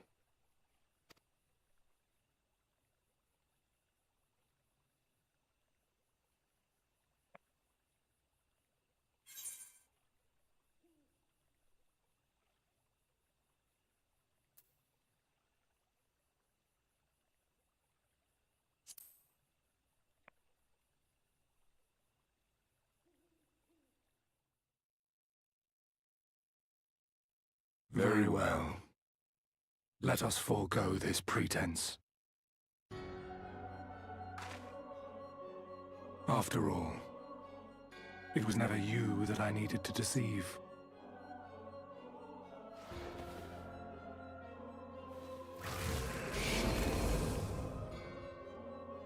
Yes, it is I, Elizabeth. Through your time in Emetselk's imitation of our home, I dare say you have gained a better understanding of my role since last we met. Not that it matters.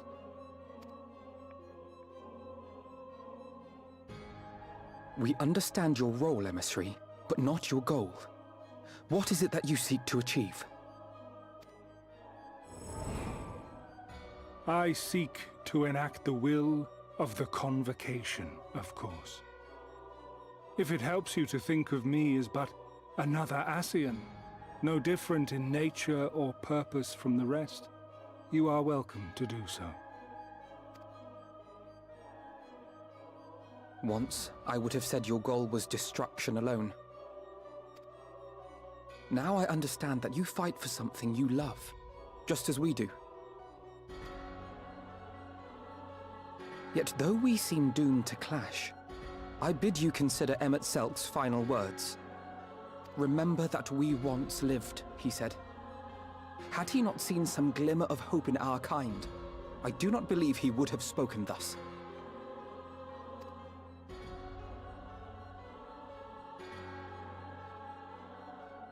None better understood your plight than he. His words must surely be worthy of your consideration.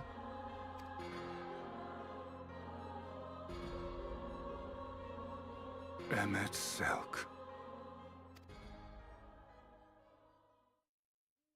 How very unlike you to err so gravely. That one should stray at the end of so onerous a path is understandable, but I had thought you above such weakness. Mayhap you thought the same. Would that I had been present to offer correction. But I shall do so now, as is my duty, and return all to its proper course. As for you, look at yourselves. Look at your history. Look back 100 short years to how your greatest warriors were undone. And now, at but a word from me, you raise your hands in answer like the puppets you are. Naught has changed. You fail, and you fail, and you learn nothing. Allow that which is most important to slip through your fumbling fingers like so many grains of sand, again and again and again, and you would remember us. You do forget yourselves.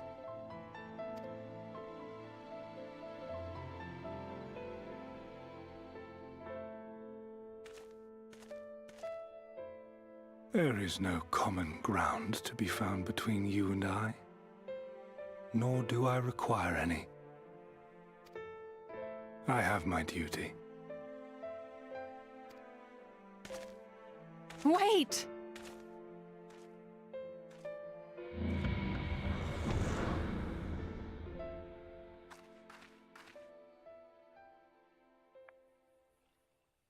Well, shit. Well, we have confirmed the identity of our foe at least, and 'tis safe to say his objective is the rejoining. But we still have no idea how playing the part of a warrior of light will further his cause, nor why he would spur others to do the same. He wants to light in the dark. Another visit to the Tempest may shed some light upon these mysteries. Whether we are to exchange words or blows with Elidibus at our next meeting, the fact remains, we know too little. Ere our paths cross again, I would learn more of the world that once was, and of Elidibus himself. In this, we would be best served going directly to his home, much as Emmett Selk came to ours. Though I see the wisdom in thy suggestion, the Amarot we visited is but a phantom born of Emmett Selk's memory. I fear it will teach us little that we do not already know. I quite agree. Yet the ruins of the actual city remain unexplored. Given the vastness of the Tempest, I should not be surprised were there more such structures like to those in which the Ondo reside.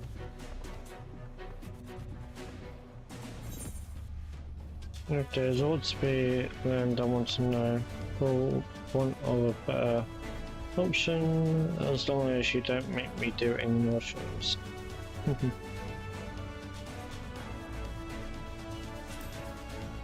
Just the devil.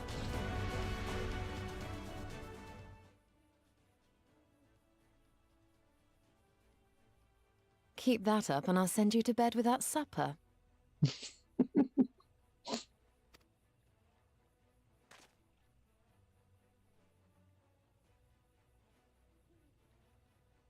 Assuming we are all in agreement, then I suggest we first pay a visit to the Ondo. If anyone can tell us where more ruins are to be found, it is them.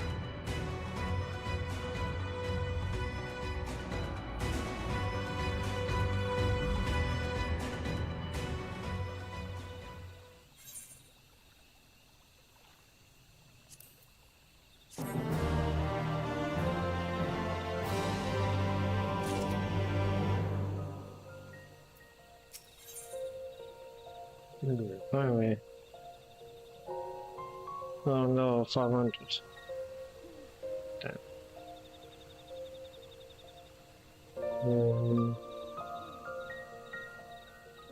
So fend down.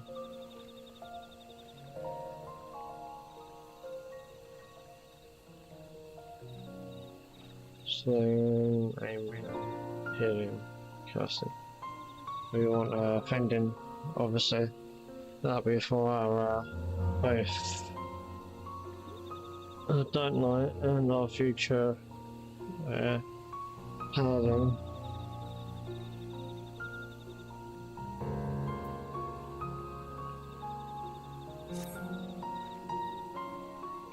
Alfredo has the right of it. Let us pay visit to the Ondo. We should speak with Tolch first. As chief, and he is doubtless privy to a great many secrets.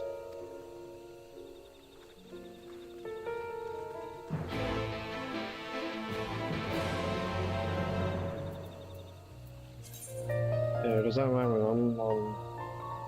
on 430. And I'll get 500 straight away. No help when we go to the next part.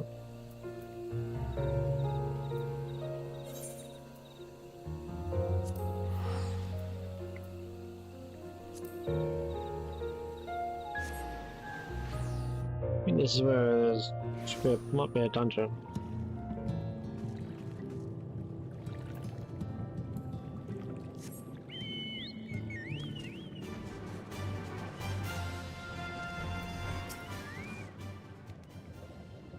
Sent for no famous ones. Perhaps you instead come seeking something of us.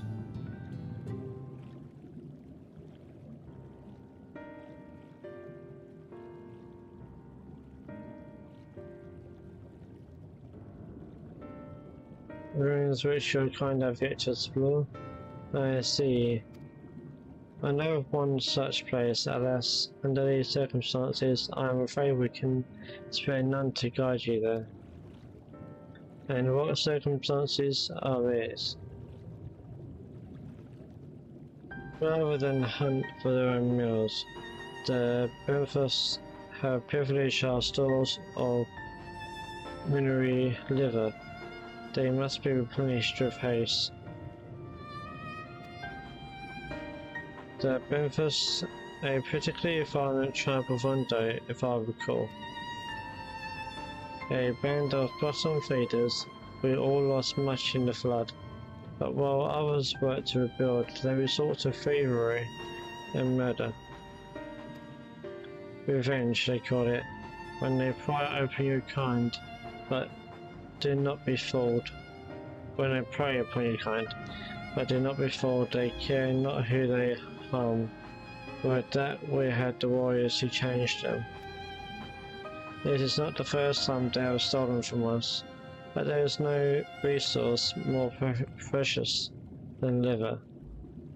All must dedicate themselves to the hunt. Unless, of course, we were to reclaim the livers for you. It seems a fitting payment for vital information, does it not?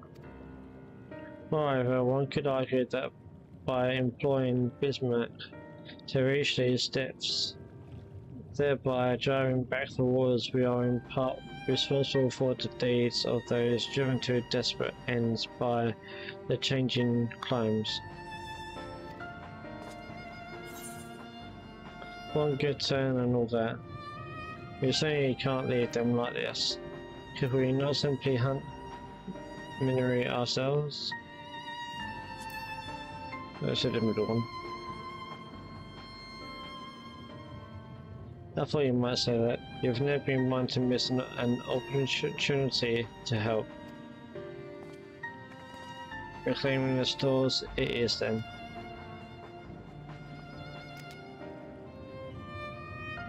We would be grateful beyond words if you did. The Bethos have surely taken the lures back to the Flounders, but be warned, there will be no shortage of guards waiting to spear intruders. Then we will have care not to draw their attention, shall we?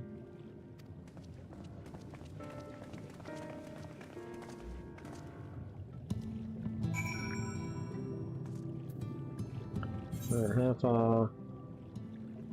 It's pretty far.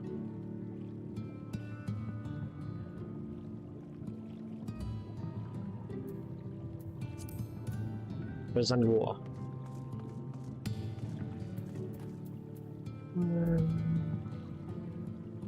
Might choose menu one.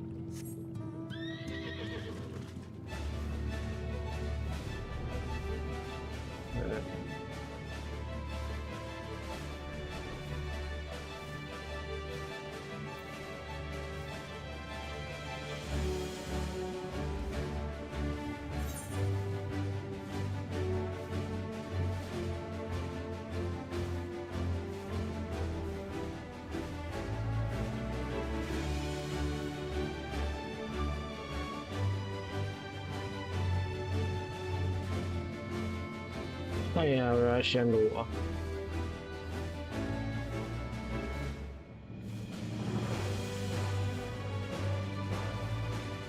Or actually, I think it would have been water. Actually, it's not water anymore.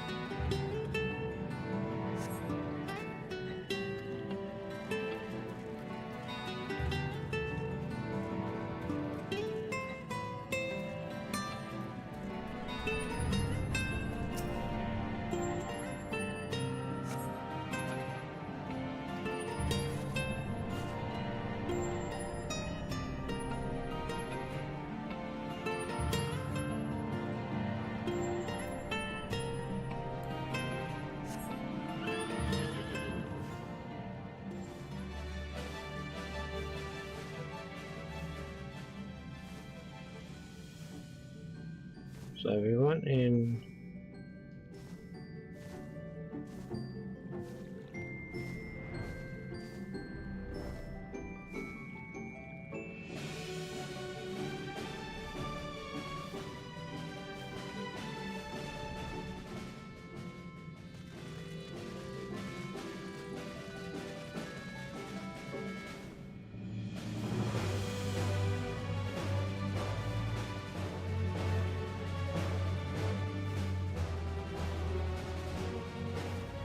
Or draw a pill one it is.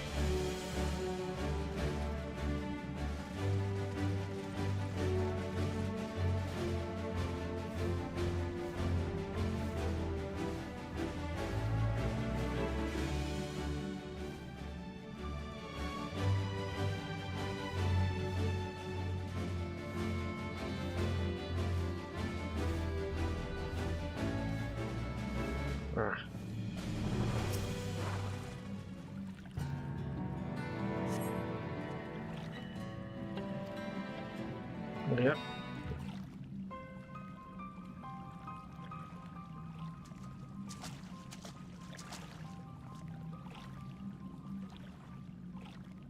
Are those them?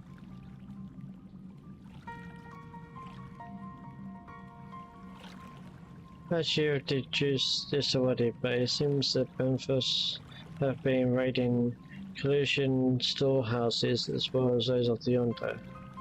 Oranges, pumpkins, wheat. Damn. But we can discuss this after we see the delivers safely back to Telstar. It wouldn't do to keep him in suspense.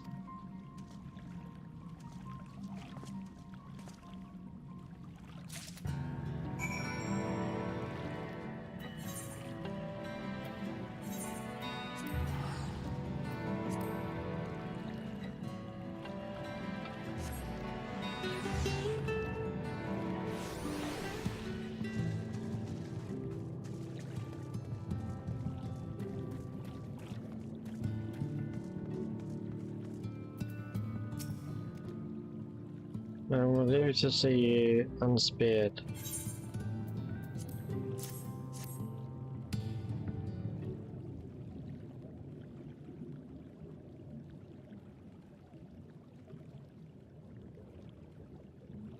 Our precious livers, I knew you would not fail. We also found all manner of foodstuffs from Calusia in the Flanders floor. Tell me, Tulsa, does that seem odd to you? It is brazen, to be sure. I'm reminded of rumors I've heard recently concerning a rash of thefts from collusion warehouses. The perpetrators enter in the dead of night and are gone before anyone has realized what has happened. The Omorian army has been investigating, but thus far to no avail. Perhaps the reason they have struggled so is that their quarry is of the sea. The true question then is what we mean to do about it. Much as I would like to proceed to the ruins without further delay, we cannot allow the Memphis to carry on as they are. If I may, I believe that the ruins are in fact key to the Memphis plans. Is that so? These ruins, which lie deep within the illuminated land, are a recent discovery. We have seen signs that the Memphis are preparing to claim them with all haste. We could not fathom why, but in the light of the knowledge that they have been stockpiling resources. But it is clear that their queen will soon give birth. They require space to raise their young, and food for both queen and hatchlings to thrive. Well, we can hardly fault them for that. Under normal circumstances, perhaps, but conditions in the Tempest are far from suitable for spawning. Its resources barely able to sustain our current population. There is only one reason they would disregard this. They seek to build an army, and with it take revenge upon the Finless. It is not a surprise. They came to us not long ago seeking allies for the cause. We rebuffed them, of course. The suffering of others will not serve as balm to their own. Their queen, however, desires only bloodshed, and will gladly send their children to die in our stead. If they are planning to wage war, that changes matters considerably. Indeed. I doubt that this can be resolved without violence, but perhaps with a show of force, we can convince them to see reason before the die is cast. I'd rather not risk our people in the temple if we travel to the eliminated land. Is there a way we might identify the ruins ourselves? Yes, once you reach its depths, go deeper still. You will see a monstrous structure there upon the seafloor. That you have come to us now is the will of the Ancient Ones. They have guided you here that you may drive out the usurpers, those who seek to use their magnificent creations with foul purpose. I have no doubt they will show you the way forward.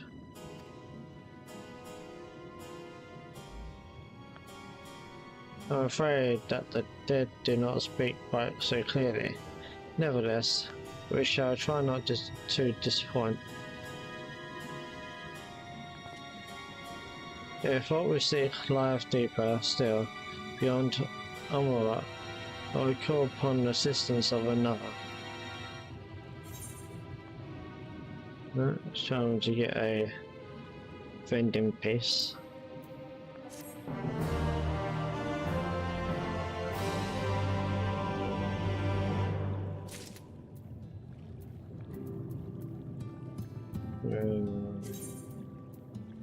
There we go. It's for the chest. At the moment it's only 430, so.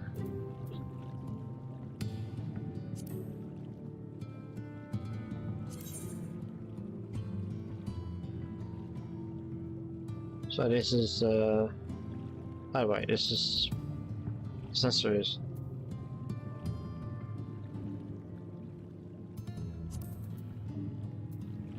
Yeah. These are only 430, 406. Got 460. But I do have one 480 there. But yeah. So you would get like nearing.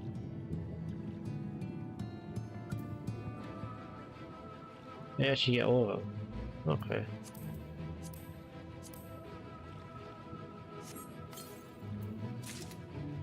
That's kinda cool.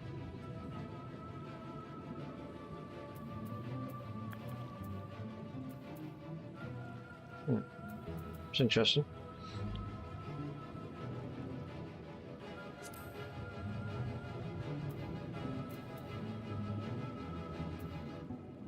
I don't know I can use that, but increase 30%, but at some point we're using that. Not at the moment anyway.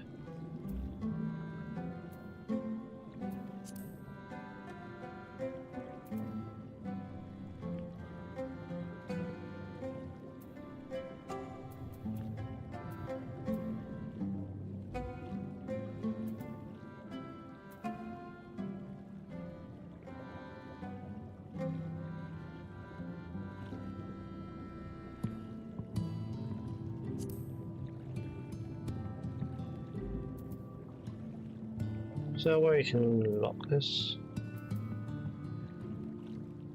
Oh, okay. Need to do a link. So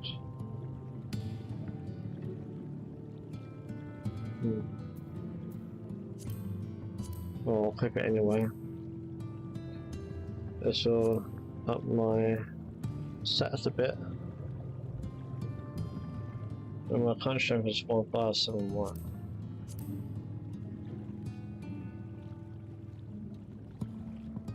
And there's another ring. So what I do is keep this ring.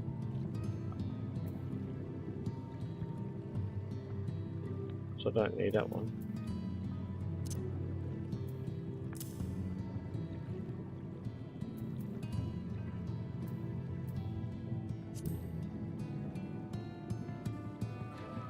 So my own is 457.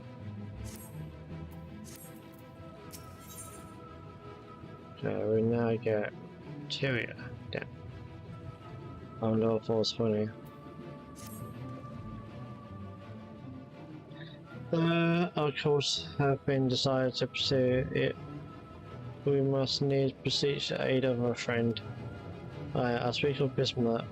Pray, follow me to Cernan that we might seek an audience with him once more.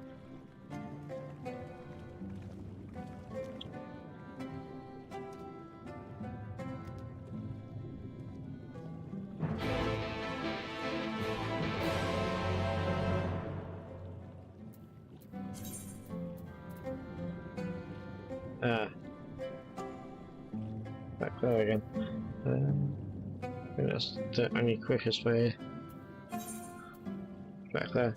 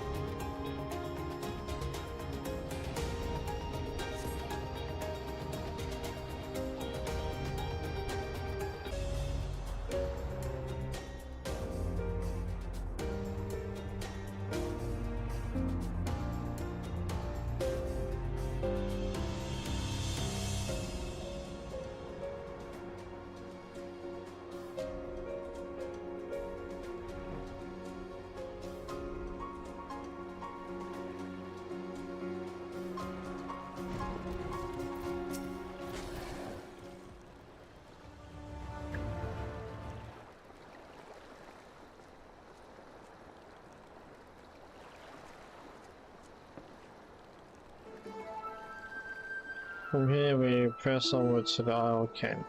I myself shall proceed on foot. You perfected your technique then. Just so the walk will be as glass beneath my feet, and provided purchase fragile yet true. Watch closely. No, I certainly shall. Forgive me, but would it not be easier to perfect your swimming technique? It would be a pity if you drowned, truly. Oh hush, I'm sure it'll be brilliant.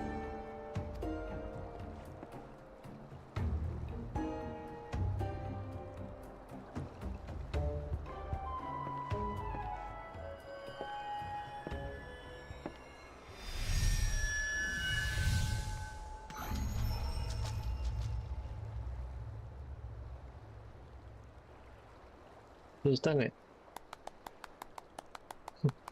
Incredible. I need this. No? Okay.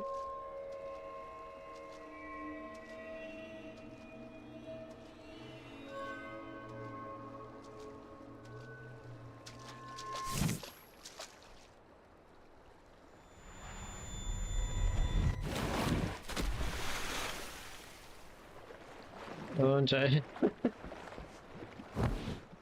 Hello.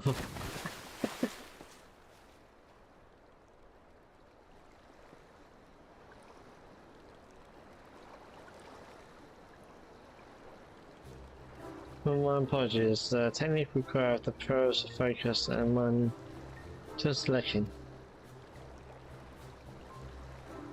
To perfect this magic, I went so far as to deal with the path, and with their aid, mine efforts finally met with success.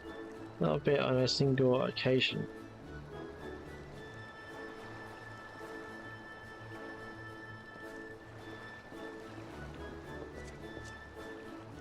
I know not why I cannot repeat it. I thought I saw you waver a bit towards the end there. Perhaps you're simply tired?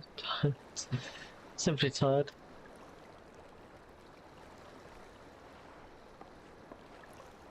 Banquet.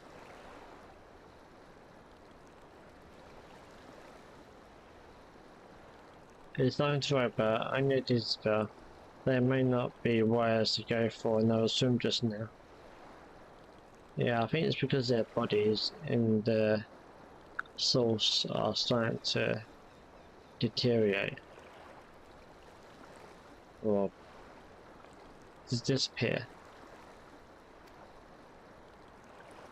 Could be that.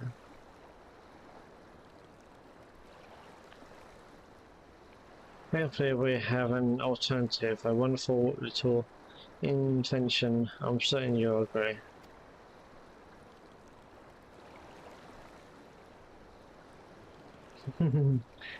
The usual.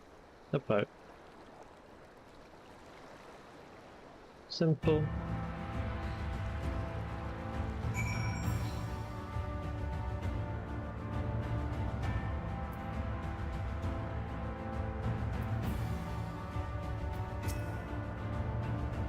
I will petition Bismarck's aid on our behalf. Let us pray my diplomacy prove more effective than mine experimental magics. Yeah, let's hope.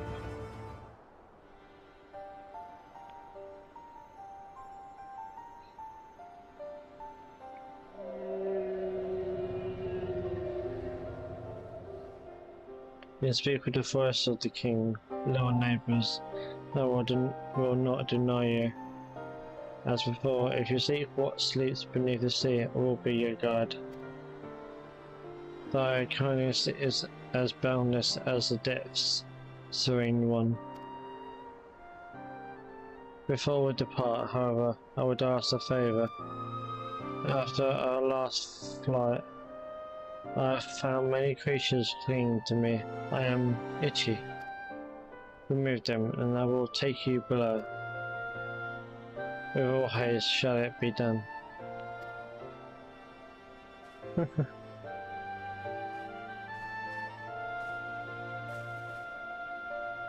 So, did he agree? Aye, though I agreed to a favour in kind. Regrettably, it is not one I possess the power to grant. Bismarck have asked us to cleanse his underbelly of barnacles. Alas, one must needs dive beneath the surface to do so. Even when I give Master the power to walk upon it, it would avail me naught.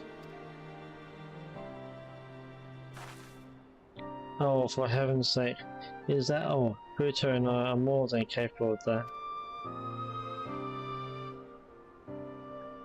With the Coaching's blessing, we'll have done with it in moments, and better than standing here and listen to this instance, I will take the right, you take the left. Now go.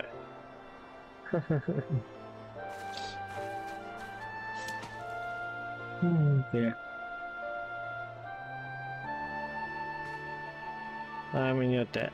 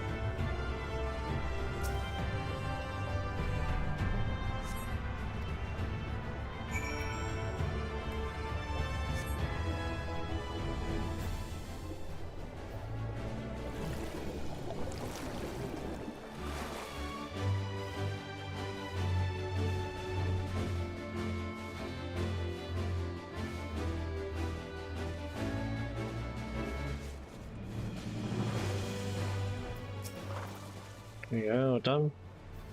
When FF I most sincerely appreciated. I will inform Bismarck that we may depart without further delay.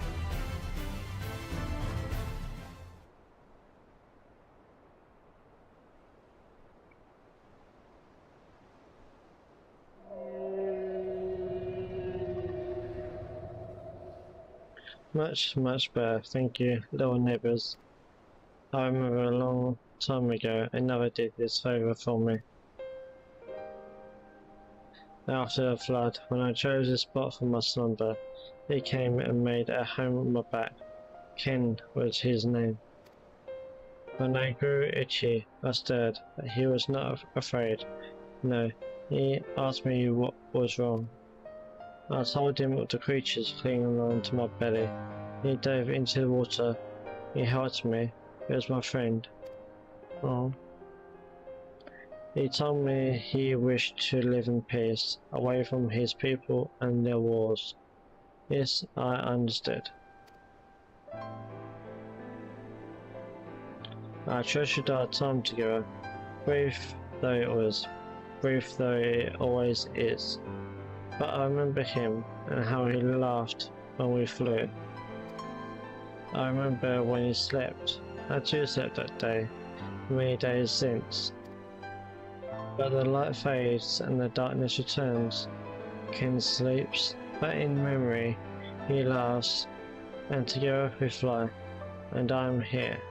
I am awake. It feels good to speak and to be heard again. A shame others cannot understand me. If thou art willing to learn, I will gladly teach thee the language of man.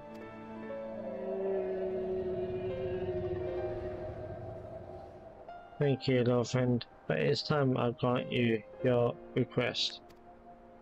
But first I will take flight to cleanse my body and prepare.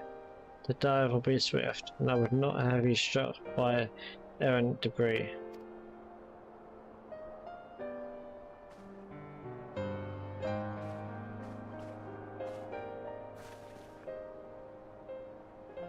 So this island was named for a man.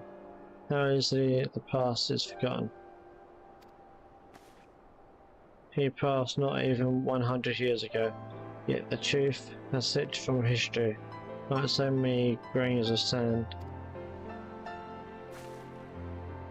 Might I have some explanation of what he just said, or shall we all stand about making vague and mysterious allusions?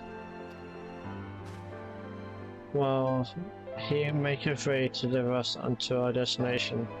Bismarck bade us wait for him on the shore of Clusia.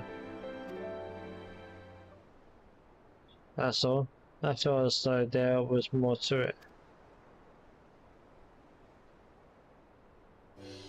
Indeed, there was, but it have no bearing on the task at hand. I should be glad to share the rest with you anon. Fine, later then.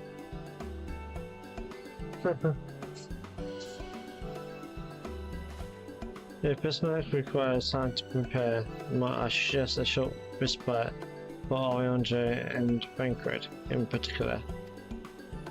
I require no such thing. I am the picture of perfect health. Yeah, right. Mine was but a momentary lapse in concentration, worrying not on my account.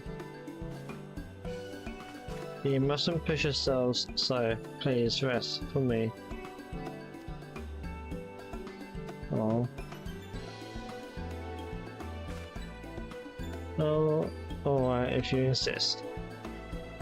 Basically just go here and ring. She looks a bit like well technically she's the Oracle. Similar to Ophelia, who was in the source. But yeah, every so often a Oracle is, I suppose, tasked to be like a messenger of light. to the goddess who looks over Eorzea and all the other sources, I suppose, or shards. Like the first is a shard, you got a void and such. Oh, alright, if you insist.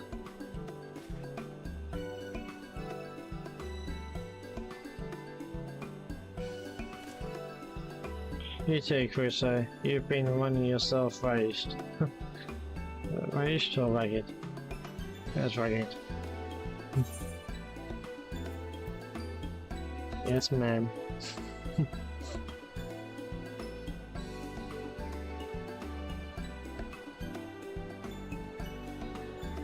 In that case, I have the old man in your care. The rest of us will meet you at a split hole. Hang on.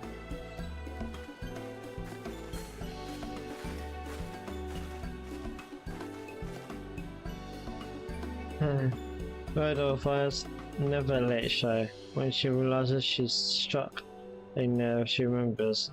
By the gods, she remembers.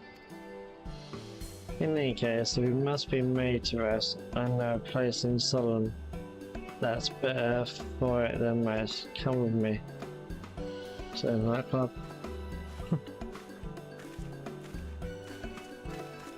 Is there a bar?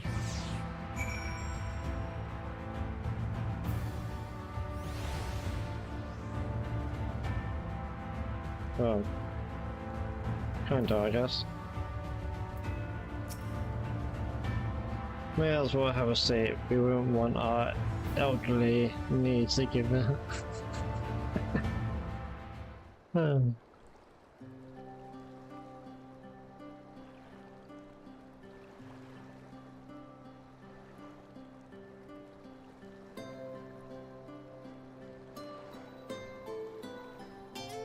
To hear her speak, you think I'm on my deathbed. Well, 12. I wish that girl wouldn't worry so much. The countenance bellies without words. Master Thancred.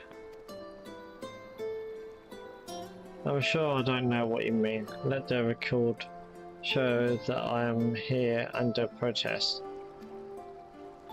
Though I can't say I mind a few.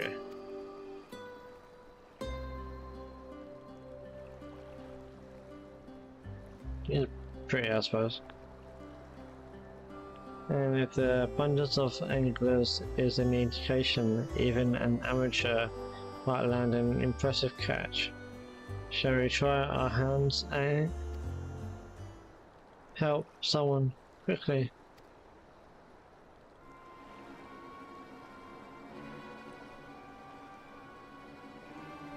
It's Nightshade. We was attacked on the way from the Crystarium, but it escaped with me life. I suppose you might have predicted this.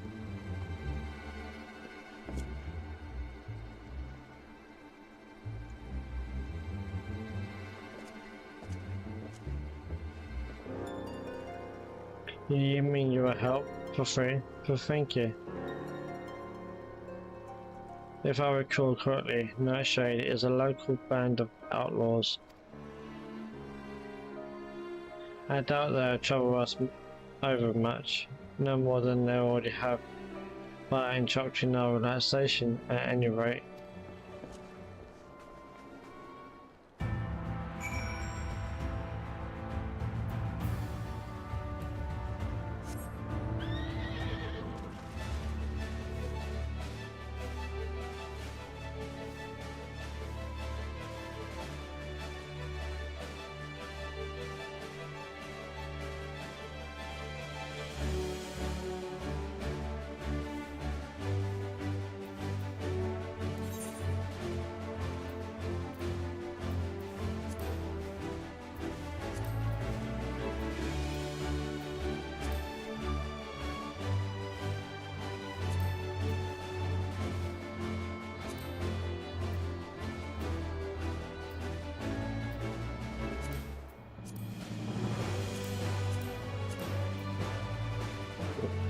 missed it.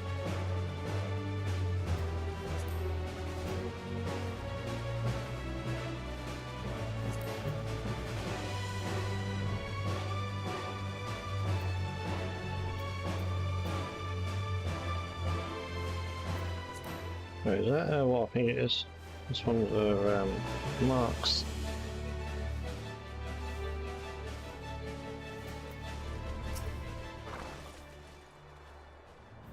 It is to have matters one hand by that sphere.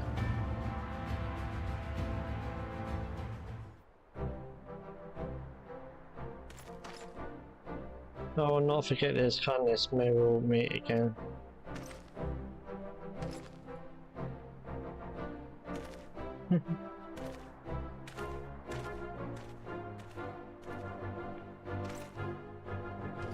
Because it is, sir. Don't tell me we just deprived the poor fellow of the honour of being rescued by the Warrior of Darkness. You had no idea you were in the area. Fancy us meeting again so soon, eh?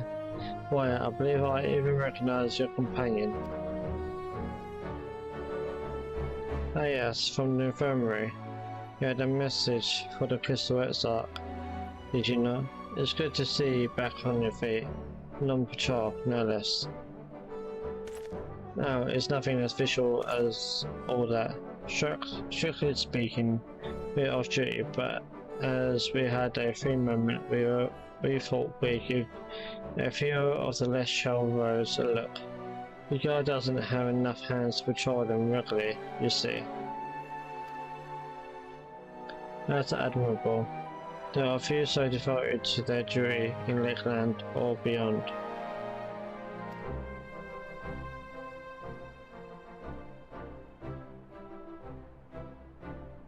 Well, we've been talking about it for a while, and neither of us is satisfied. We have just seen out our service. Feels like we could be doing more, like we should be doing more. It's all about having the will to help your fellow men, and a resolve to see it through. Remember you, the excitable one. Very good, Mr. Professor.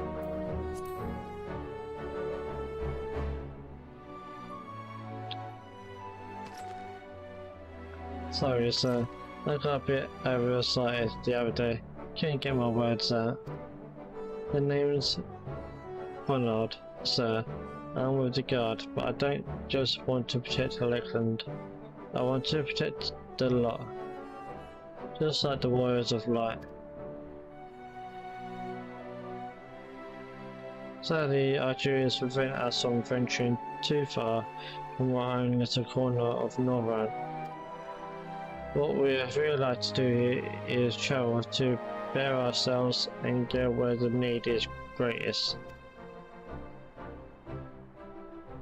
But everyone has to start somewhere, don't they? For now, if we can stop Nightshade from robbing the old fisherman, then that's what we'll do.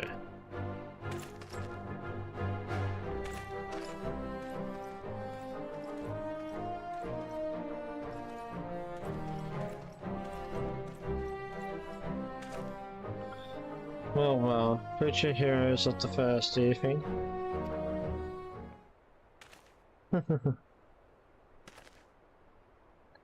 They want not for spirit, tis but a pity they drew inspiration from so clouded a wellspring. Yet it alloweth us naught to threaten idleness. We must needs press on if we are to bring Oedipus' schemes to light.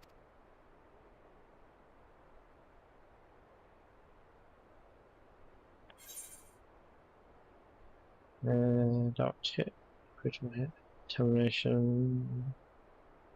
I think determination is the better one.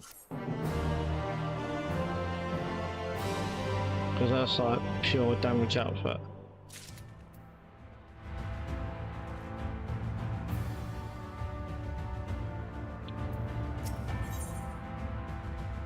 There we go.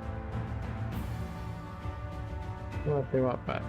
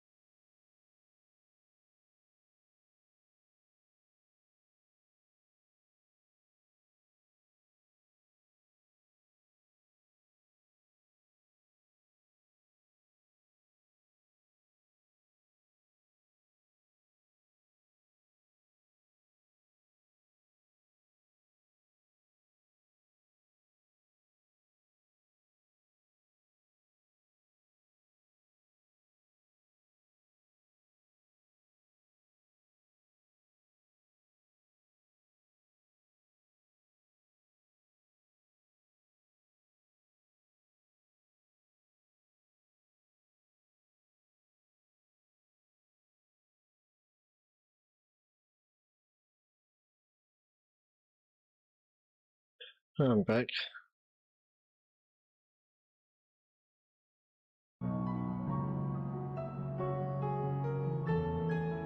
Beneath the surface, also reminded of the urgency of your investigation and journey with press on. This would be, I think, the dungeon.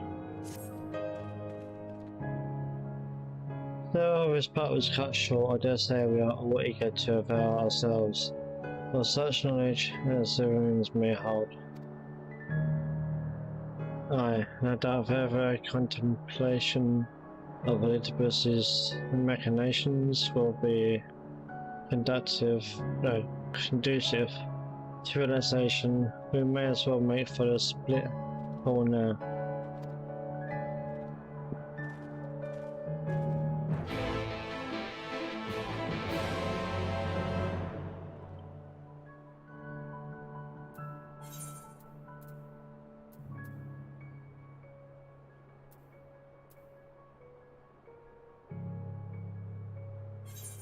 Yeah, so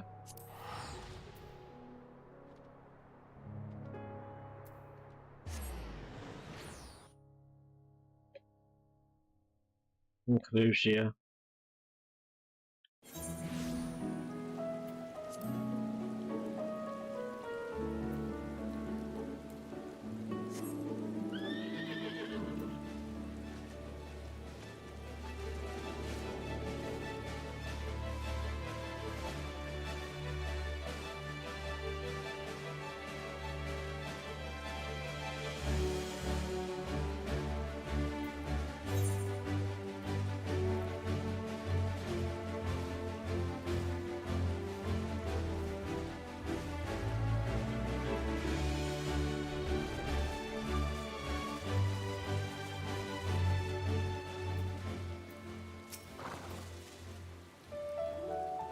Well, present now we need but wait. Business coming.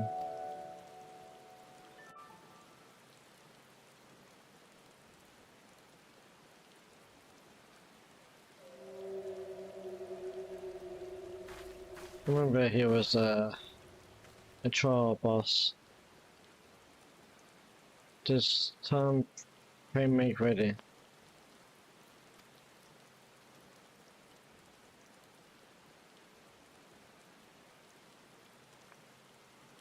Yeah, it was a trial boss in at the source. Yours, yeah. And ambulances are now accessible. Okay.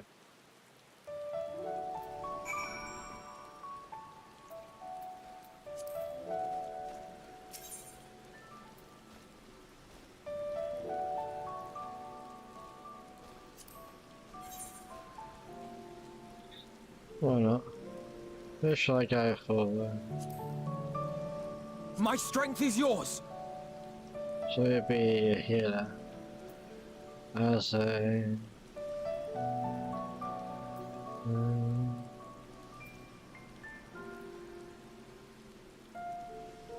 we can look over this. Here we go.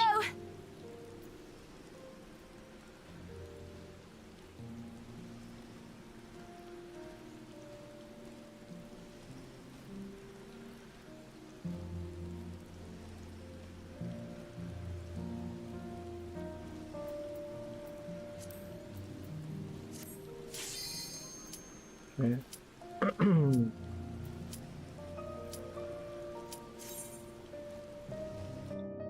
Some refund. I mean, won't be as quick as we normally play well people, but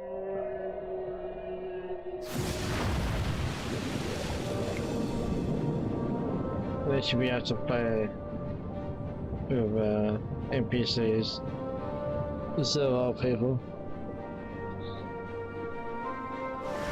Makes it a bit more interesting.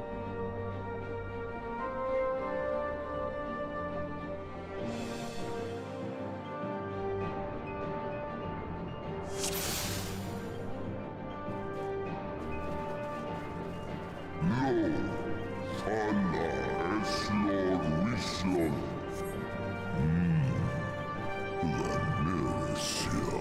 I'll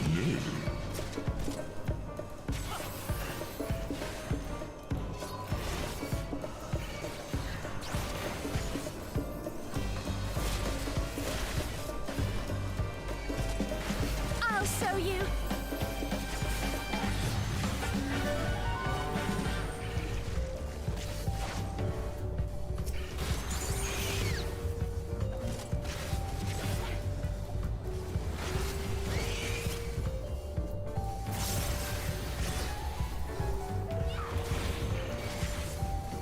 I'll show you.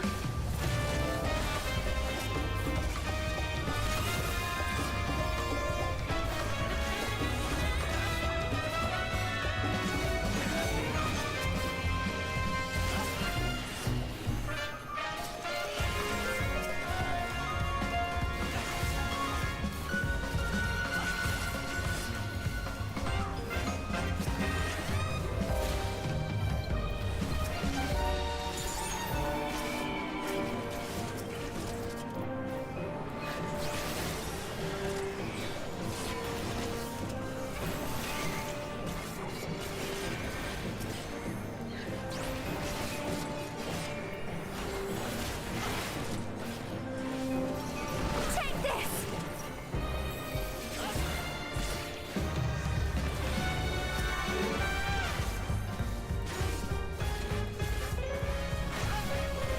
Gloves are off.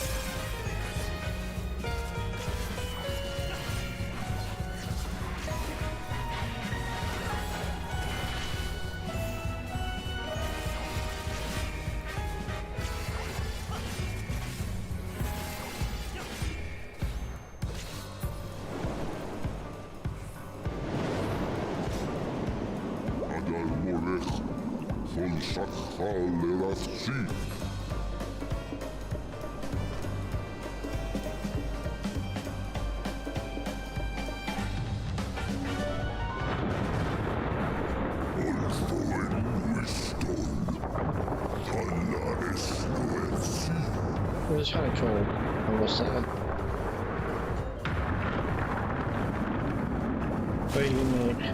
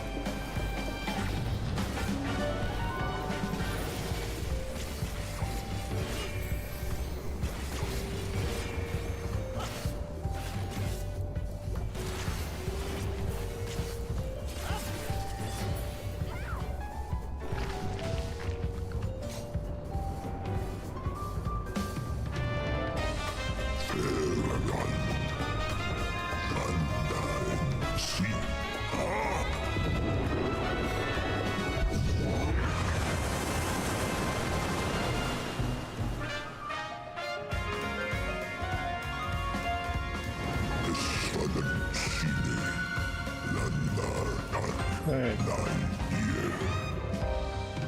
we're now here. We're in the first boss.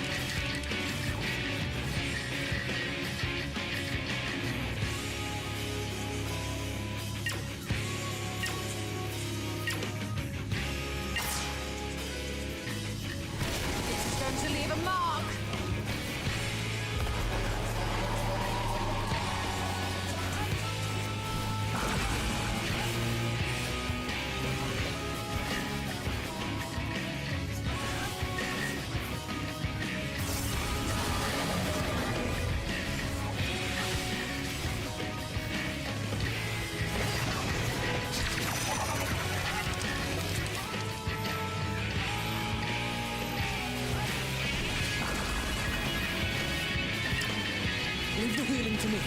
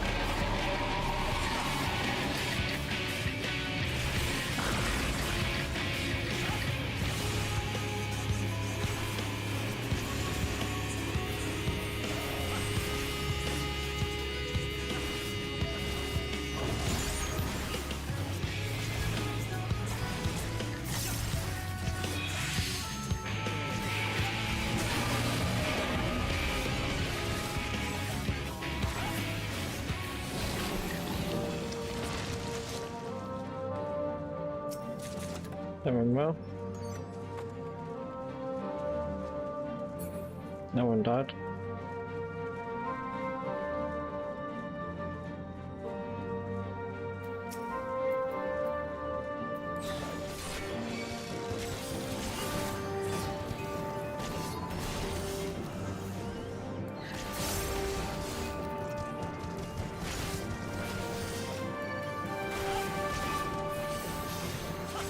I'll show you.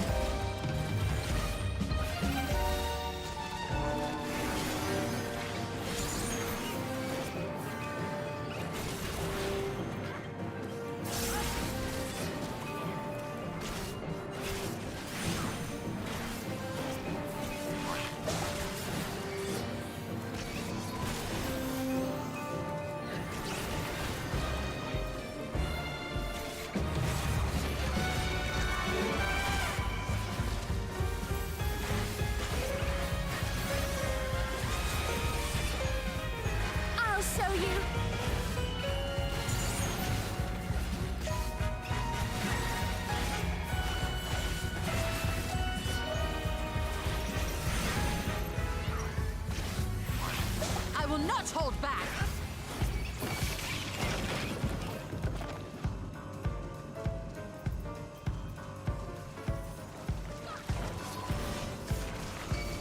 I'll show you!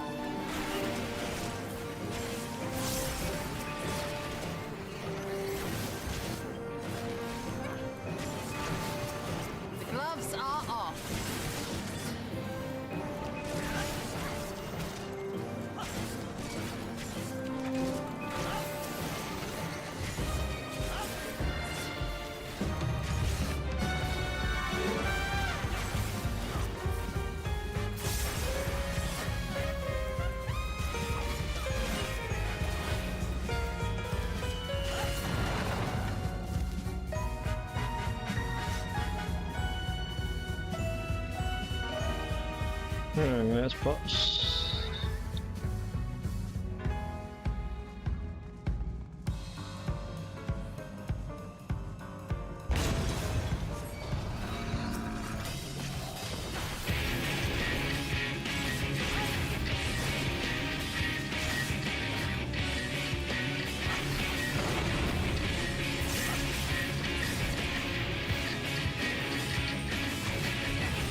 Here we go!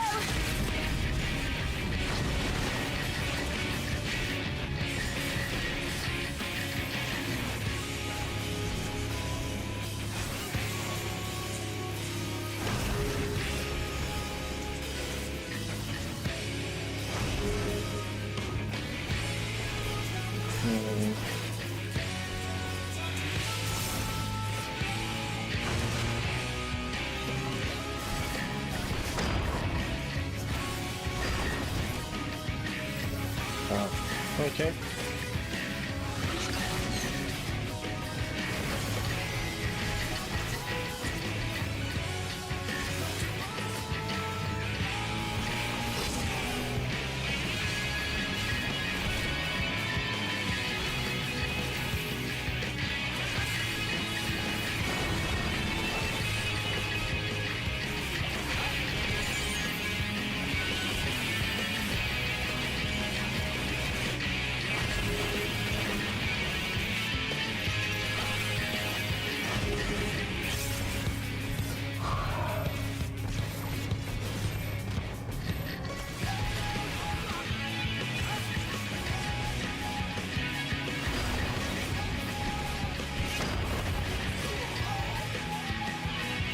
Did I just die?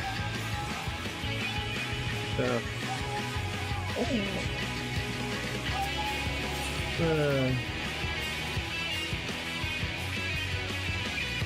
Okay.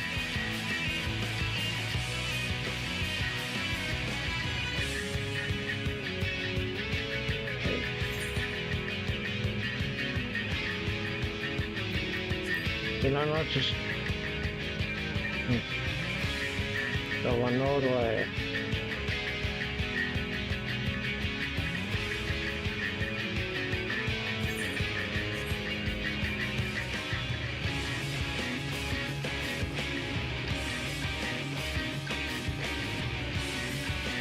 I would have actually missed that.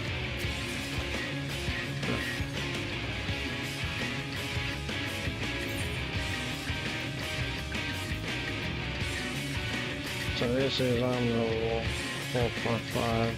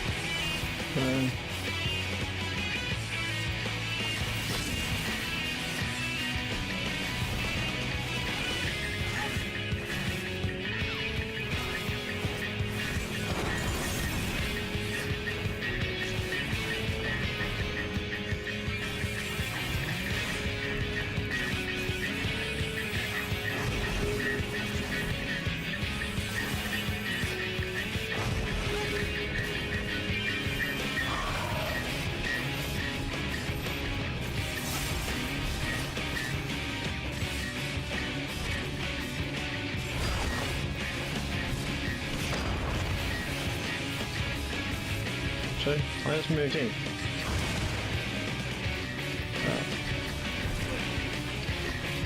Oh.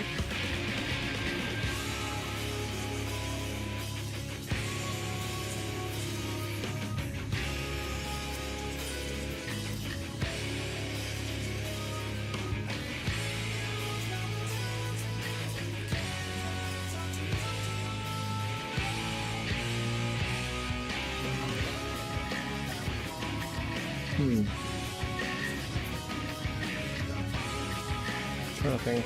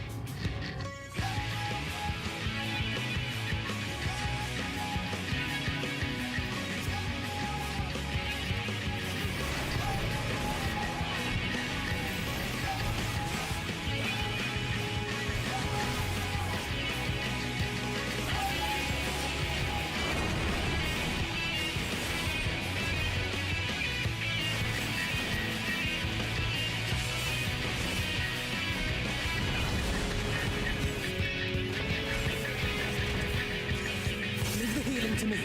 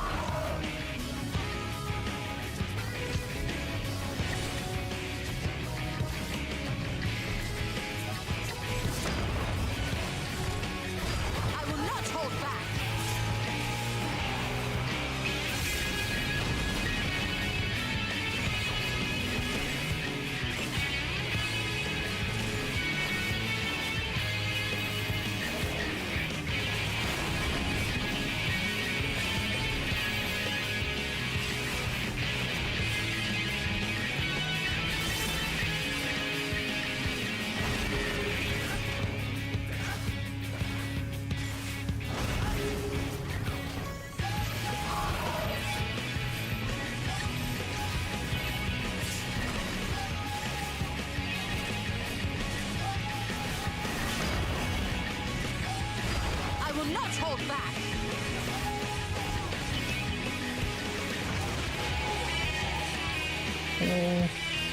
Oh, fine shit.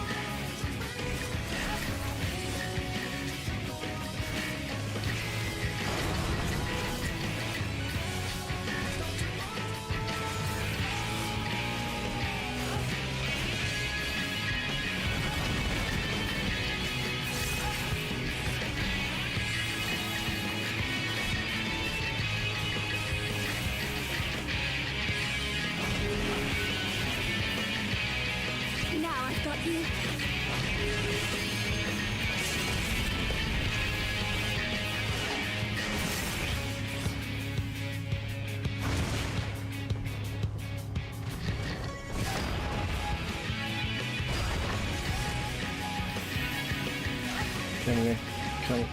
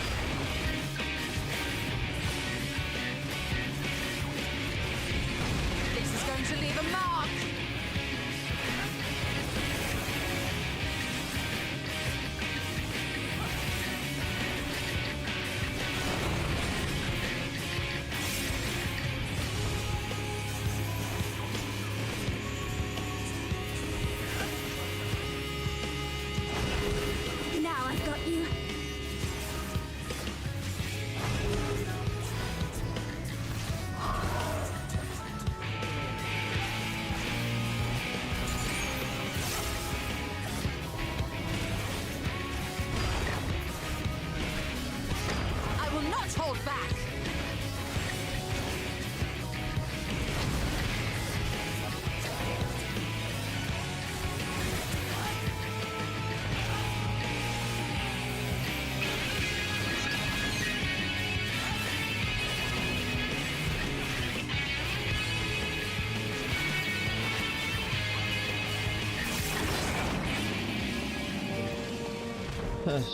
Wow.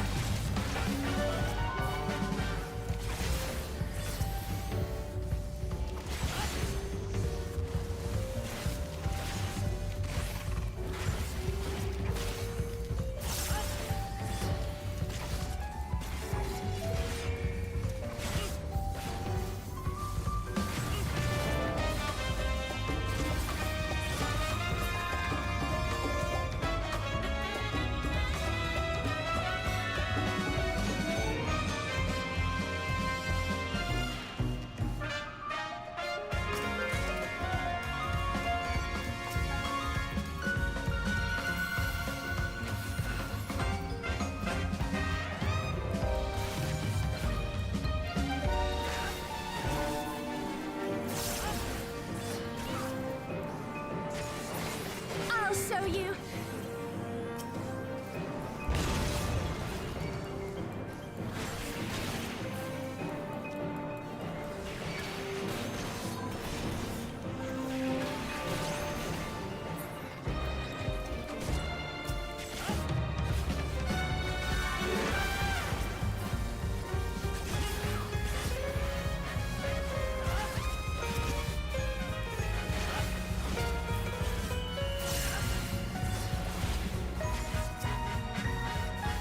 I'll show you.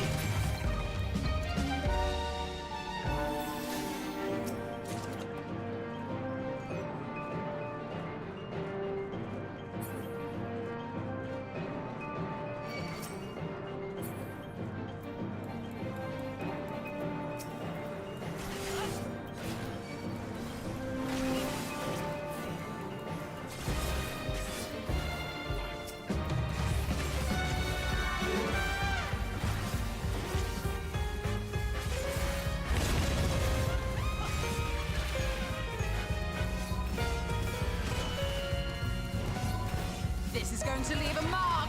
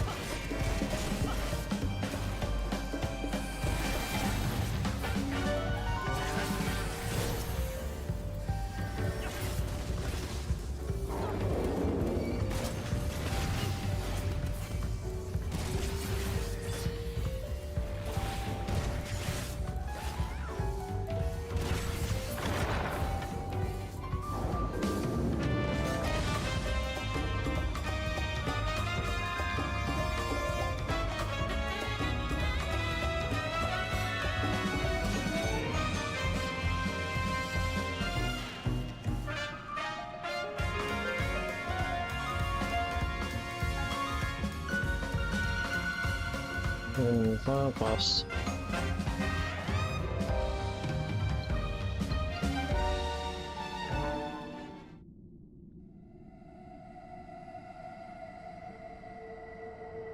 Not really one at the source.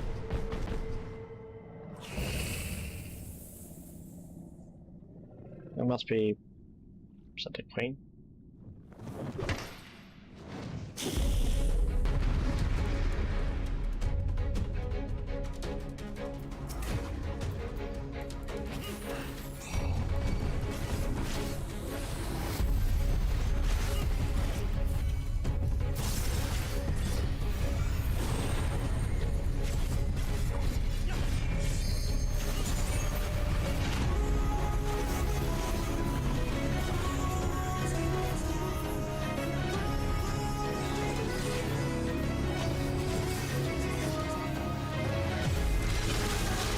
This is going to leave a mark!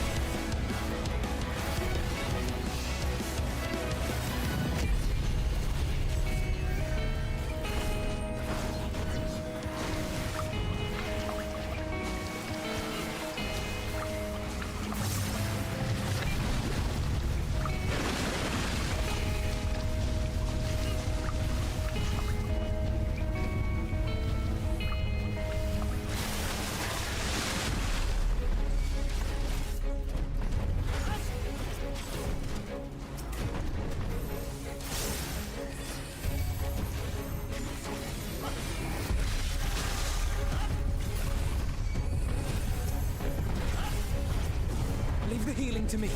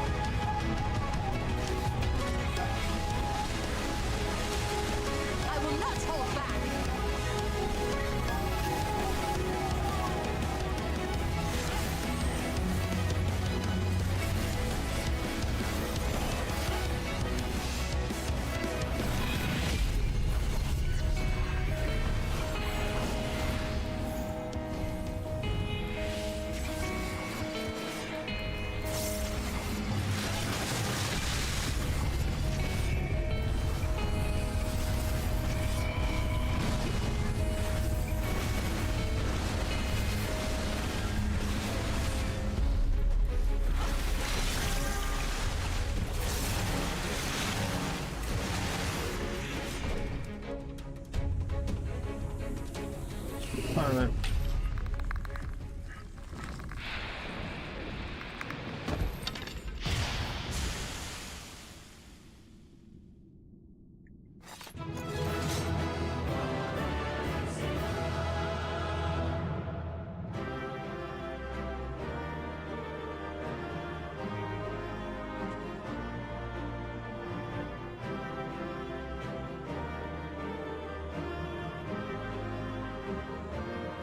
Let's see what we got here.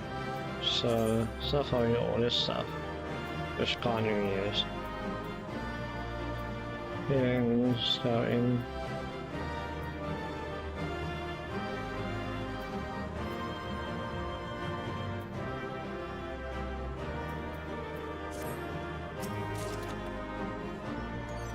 And aiming. Yes.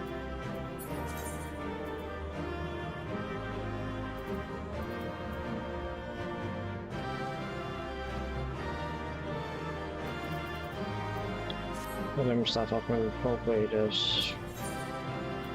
So.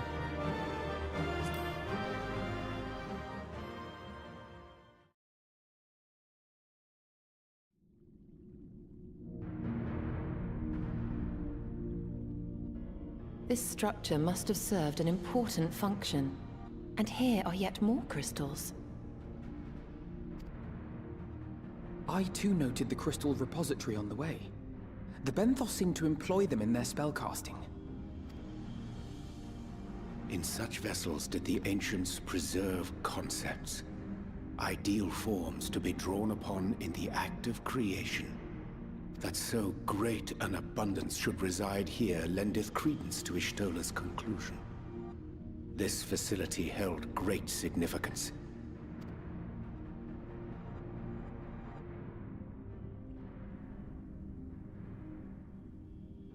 Someone's watching. Or something's happening.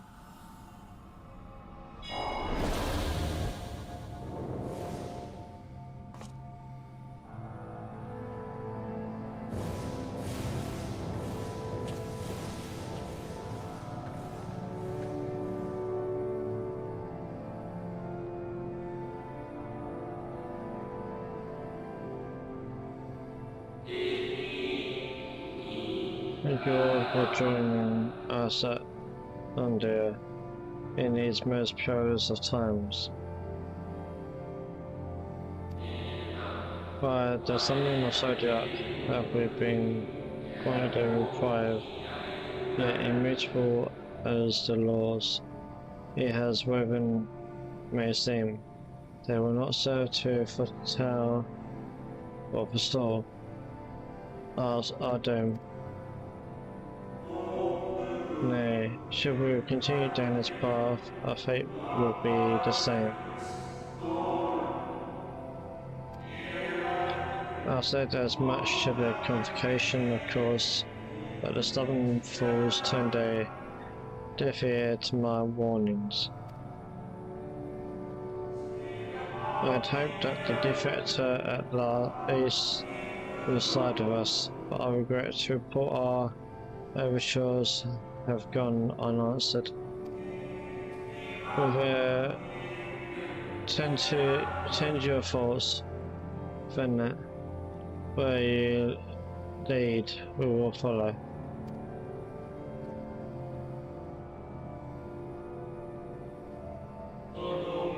I shall not speak here of the convocation. They too seek only to secure the future of our star. Yet it is plain they will not countenance a permanent solution. That being the case, we must ask ourselves a simple question: are we prepared to pursue a chosen course, even should it mean suffering the internal condemnation of our brethren? If so, I see no further reason to demur. Let us bring forth the light that shall ever after keep the darkness in check. So these are ones that done the light in the first place.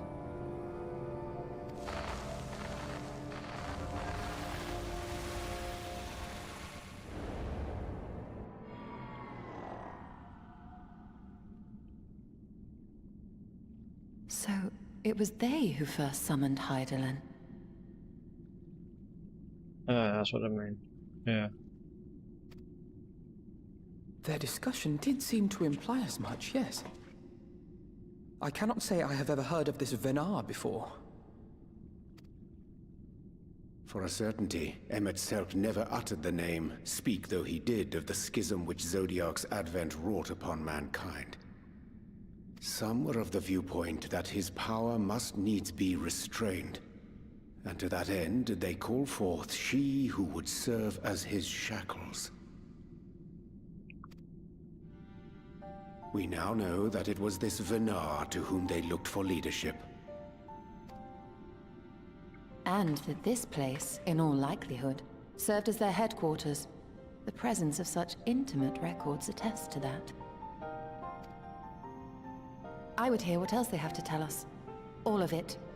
Did anyone see the source of the image?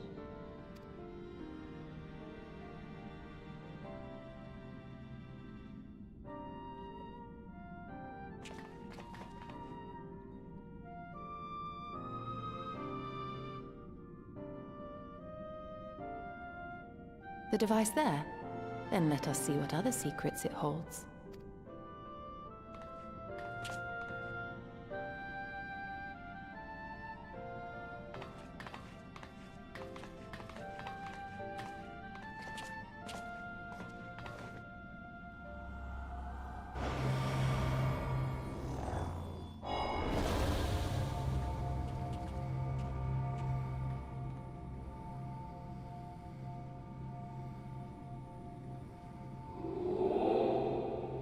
And days, where must it be?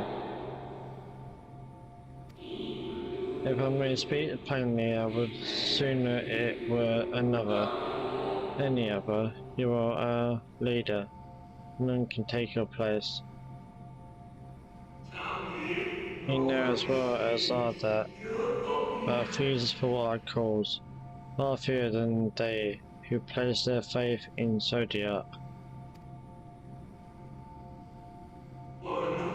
If Hydaelyn is to stand a chance of opposing him, I am the only one who might suffice as her heart.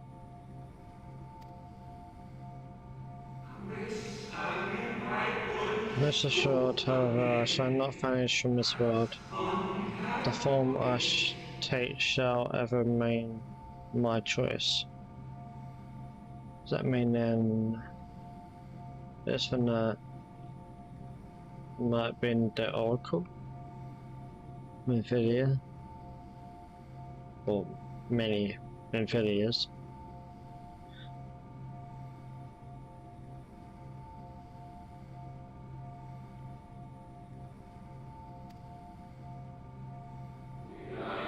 And I will press you no more. Only know that you will be sorely missed.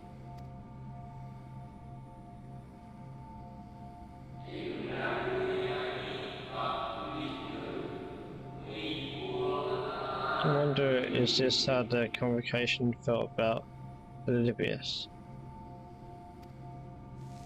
So he was in and around then as well.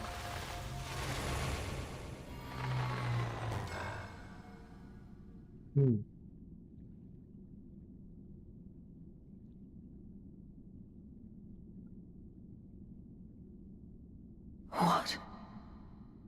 Forgive me, but did that not strongly imply that Elidibus sacrificed himself to become Zodiark's heart?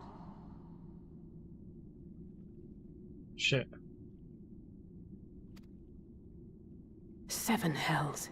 Then who or what are we dealing with?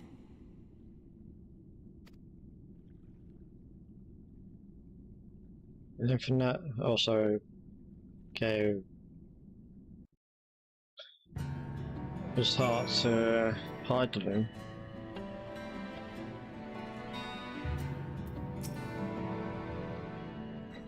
The device appears to be appears to activate via a form of aetherial attunement, not unlike an aetherite.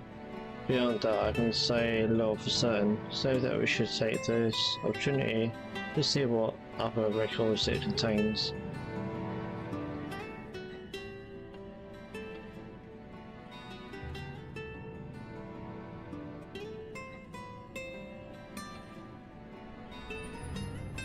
No response. Confound it.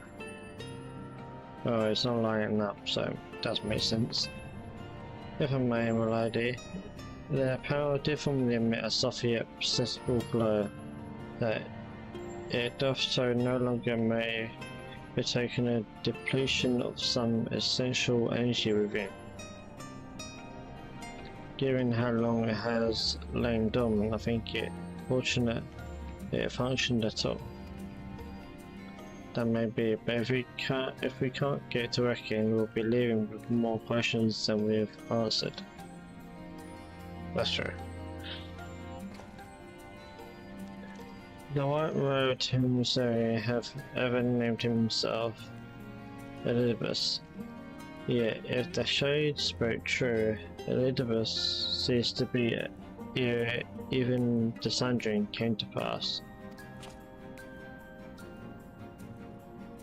This calleth to mind a truth that Emmett Selk did once reveal in passing, that the names by which we know our foes are not those given to Asians at birth, rather they are titles of office, afforded to individuals of merit, at such time as the role becometh vacant. Perchance Elizabeth at Sodius, Hart, and their emissary with whom we are acquainted be not one and the same, but predecessor and successor.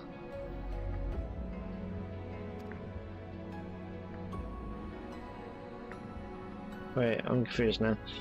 It's possible if the previous Elizabeth perished before the final days, the one we know could still be a survivor of the Sundering. Okay, so I could be pretending to be Elizabeth. Like the original one that died, or the one that gave up his heart. And yet, something in that explanation rings false. I will remain for a time. I will not abandon my attempts to revive the device so soon. There is more to learn here. I can feel it. In matters of aetheriology, I know of none as capable as thee. If there existeth a means to learn more, thou wilt surely find it. While so art thou thus engaged, we shall attend to matters on the surface. And that's that done.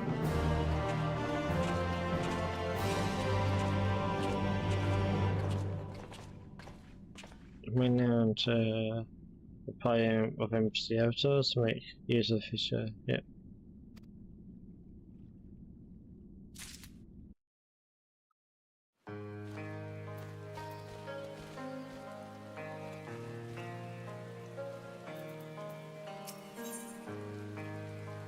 Echoes of a fallen star. I wonder presumably has some ideas to what you might usefully do while you Sherlock pursues investigations in Amanis's Urda, or Under.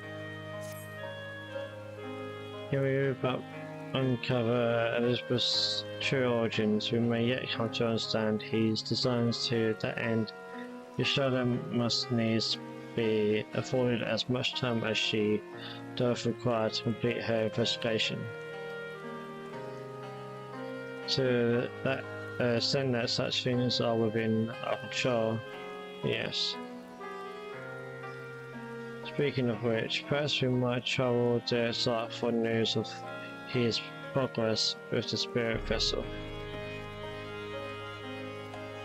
You will no doubt wish to hear of our own discoveries as well, such as they are.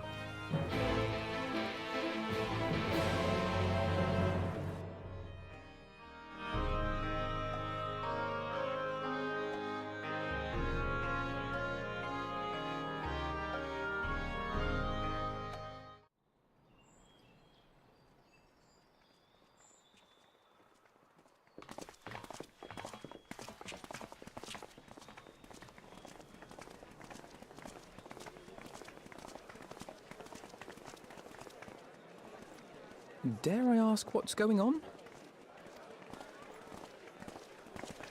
Ah, excellent timing. For me, in any case.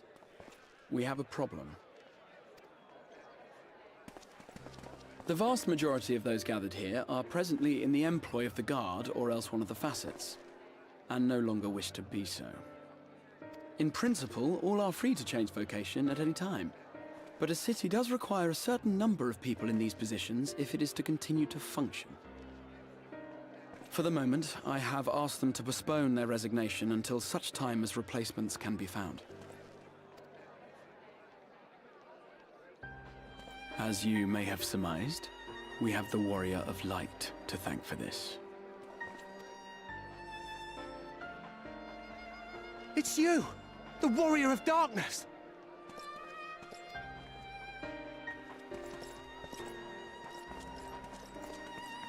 You understand, don't you? Someone's going to have to look after this place once you're gone. We just want to be ready to do our bit when the time comes. And not only here, but everywhere. Which is why we've got to get out there and lend a hand to those in need. That's what you did, isn't it? Even if it was just little things at the start. You helped people.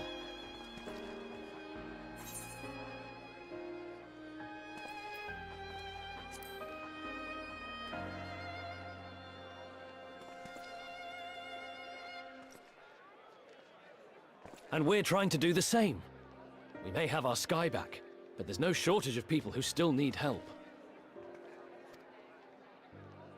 If we follow in your footsteps, then I choose to believe we too can be heroes one day. Even warriors of light.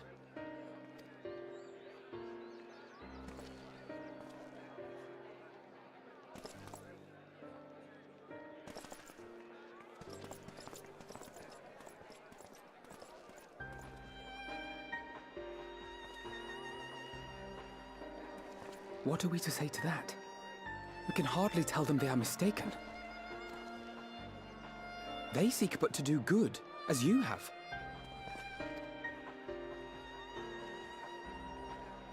But no more can we stand idly by and suffer a paragon's scheme to proceed unchallenged.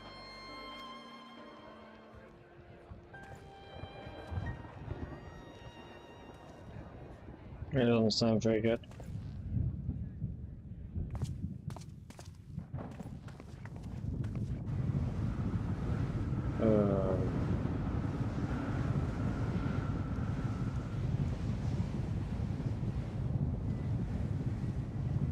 That's not good at all.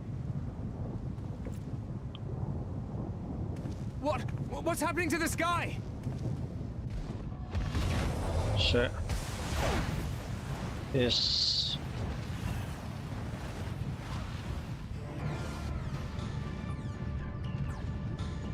Oh no.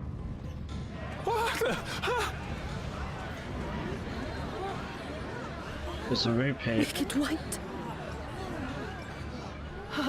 Oh no!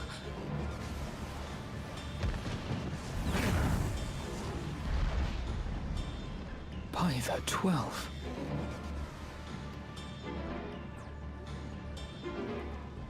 A star shower.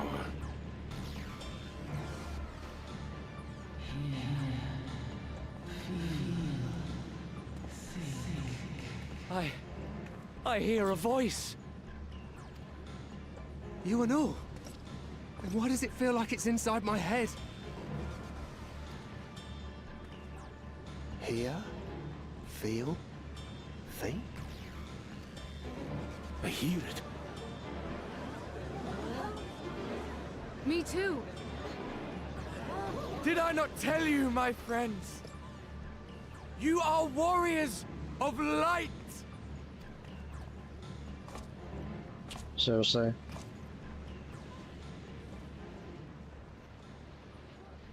You're back!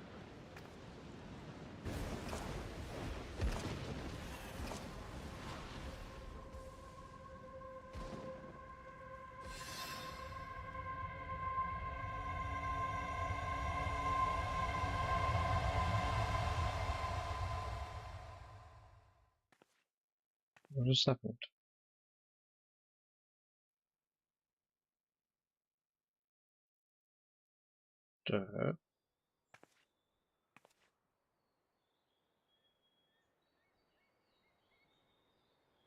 What you hear is the voice of light itself, and it has blessed you with its power. Welcome to the fold! So I'm a warrior of light.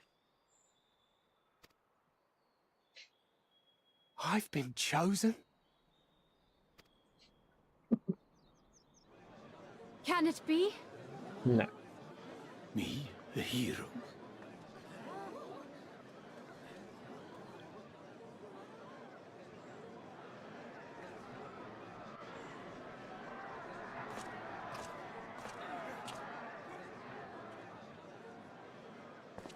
Bastard. Wait!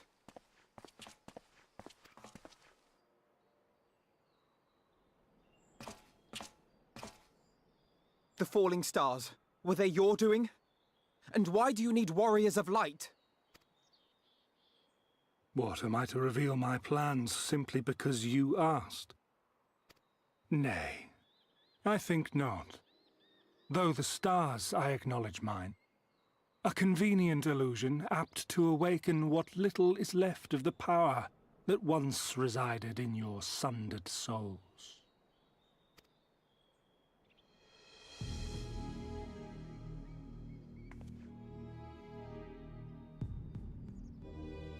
That which you and yours call the echo. And an echo it is, of a symphony, but a fraction of what men in their completeness once possessed. Even those among you who tower over others in the gift have only the faintest trace of it. But though sundered and forgotten through death and mocking rebirth, it has persisted. A whisper of our past, burned into your very ether, along with the sight of our end. Through the rekindling of memory, I have awoken the ability, just as Hydaelyn is wont to do when she has need of new minions.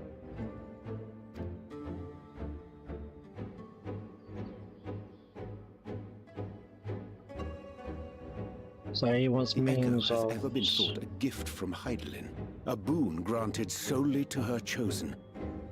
Yet thou wouldst claim she merely awakeneth the power that men should hearken unto? I think he wants to actually do the opposite. Be a zodiac.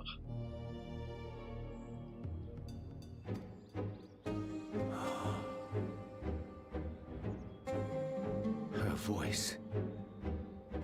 Given the perceived simultaneity of her call and the awakening of her chosen's capacity to hear it, it is only natural that we thus attributed the source of the gift. Yet if, in truth, the echo is a prerequisite for hearing her voice, one might surmise that her call never ceaseth, such that all who awaken to their innate gift might receive of the blessing of light at the self-same instant. In sooth, we bore witness to this but moments ago. At the sight of the star shower, full many in the crowd did speak of hearing a voice in their minds, did they not?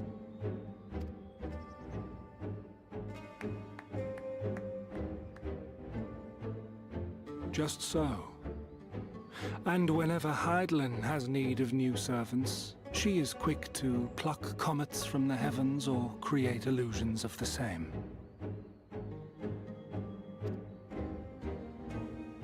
Why then didst thou conjure this vision, full knowing that thine age-old foe would thus claim those awakened to the gift? Foe? You must be mistaken. As you see, I am a warrior of light. No, you're not. And together with my comrades in arms, I shall save the world. Just like you.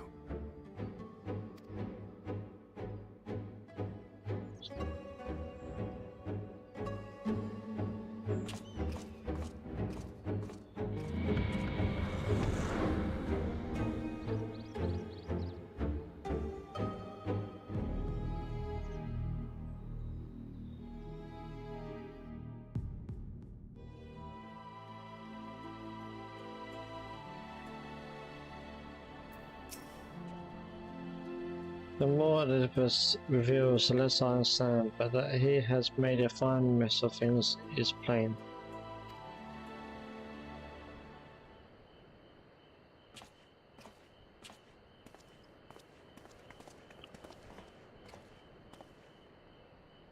He is gone, then? I've managed to persuade a number of our would-be deserters to consider, or at least delay, their departure, but as many are deaf to my entreaties. Young Father and Bernard among them, I'm sorry to say, they have quit the guard. Nevertheless, I wish them well. Whatever Elizabeth's plans for them might be, the pair have only ever had the best of intentions. One can hardly blame them for thinking themselves heroes elect, not after having been blessed with the echo. It is not as if they haven't shown the requisite spirit. I quite agree, though the impetus for their sudden departure may have been words falsely spoken. The men and women in whose footsteps they would follow are heroes in truth, warriors of light, Albert, yourself, most of all.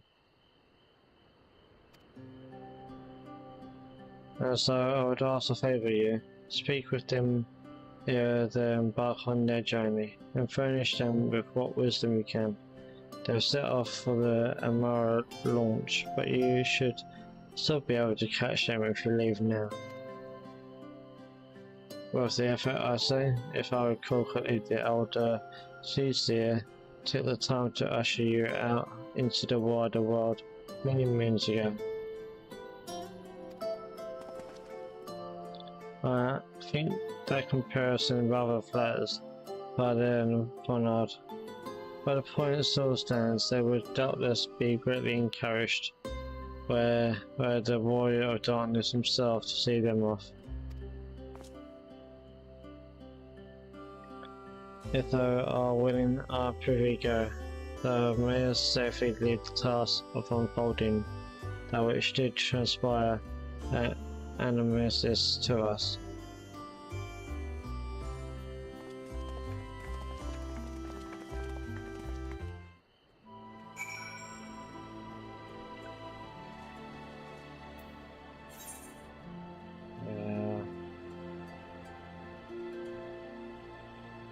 It's up there.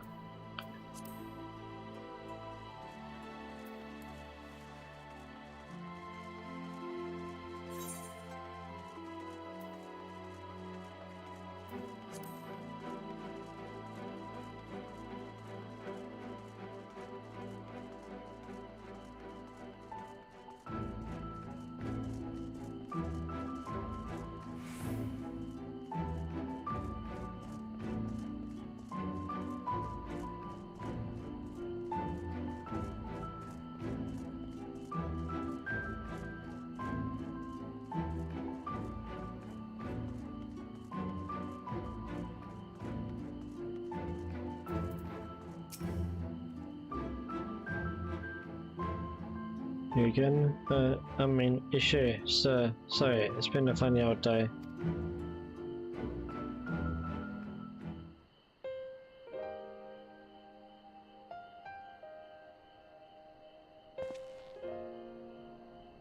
You can be sure we'll take those words to heart. I still can't believe it. You coming all this way just to speak to us. I swear we won't let you down. So long as it helps someone, we'll do what needs doing out there, no matter how small. And when larger threats loom, we'll be ready to face them. You see, if we aren't, well, just don't get killed. The path shall ever be revealed to those who are true of heart. Well, what are you waiting for? Get out there. I'll show you the first one.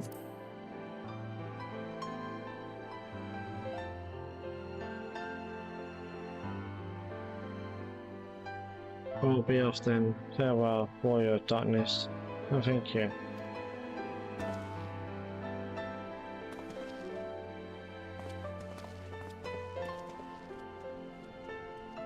Or technically I'm a warrior of light and darkness.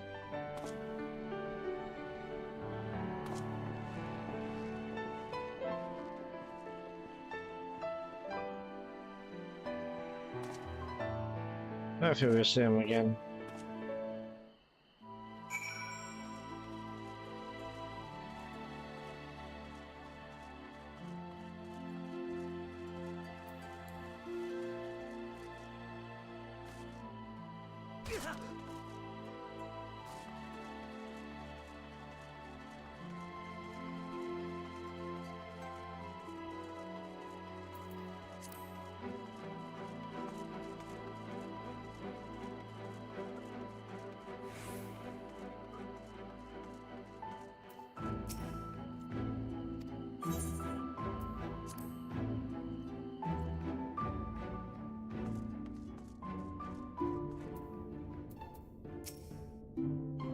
Thank you for making the effort. I'm certain your words will be a boon to them. While you were away, the others told me of your investigation. We have yet to discuss how to proceed, however.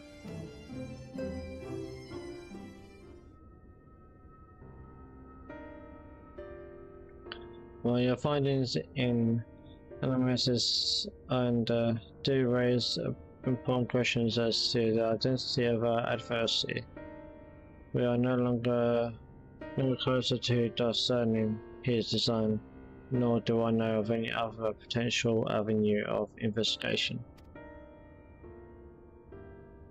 For which reason we must needs trust to Sola's ingenuity and wait for her efforts to revive the ancient device to bear fruit. What if I were to attempt to follow the emissary? Elusive as he is, his plan compels him to call public attention. He shouldn't be impossible to find. Especially for one of your experience, it does seem worth the attempt. Then I'll come with you. Safety in numbers. You can come back perhaps, but where stealth is required, opposite is true. Happily, I don't plan on getting myself caught, so you've no need to worry. Nor do I intend to vanish from rooms on end. We still have the empty to attend to, don't we? Alright then. I look forward to your return. Then it sounds like the rest of us should avoid doing anything which might prompt Erebus to look too closely at our movements. Insofar as it's possible, I recommend we limit our activities to the Crystarium. Speaking of which, it's like I asked if you made any progress through the spirit vessel. Of course, we are presently studying the principles underpinning memory transference, and I believe nearing the requisite level of understanding. Less hearteningly, practical trials of transference methods suited for use with the vessel have yet to yield satisfactory results, to put it mildly. But there are so many promising possibilities we have yet to test. Indeed, though it may take some time yet, we are well on our way to a solution. And I shall not rest until one is found.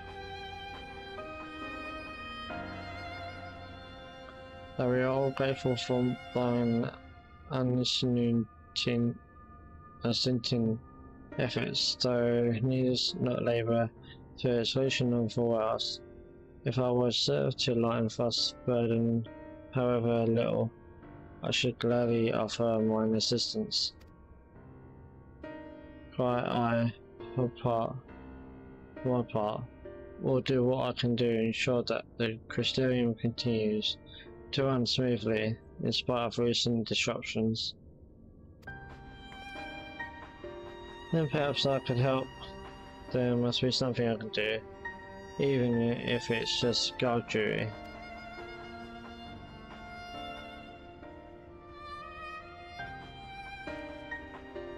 Thank you, all of you. I shall breathe easier through your assistance.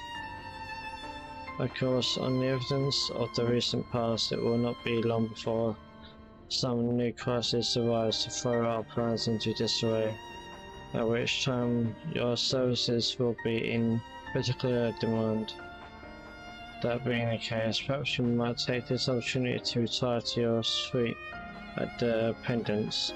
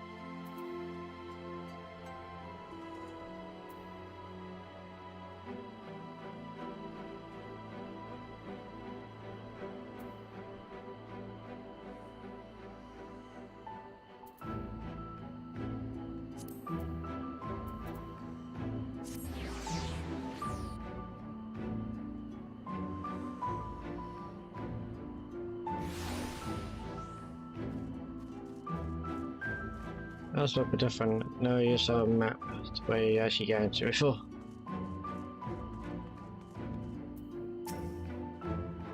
And push as always, Master Kazuga. I'm ready to see you were unharmed in the earlier commotion.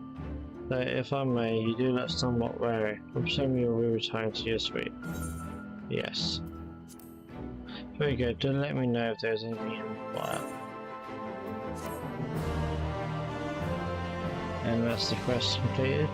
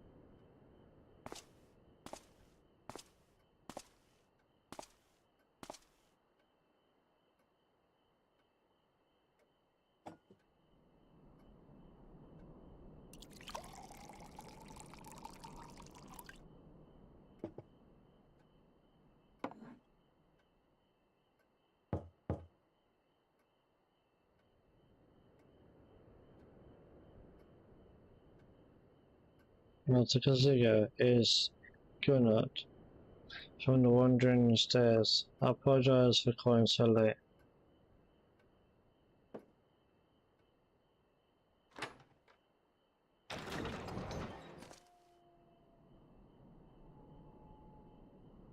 A friend of yours was asking after you. Remember from that business with the cardinal virtues?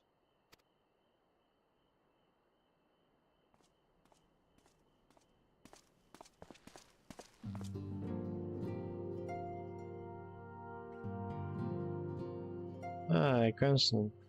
Or Matt Sinner.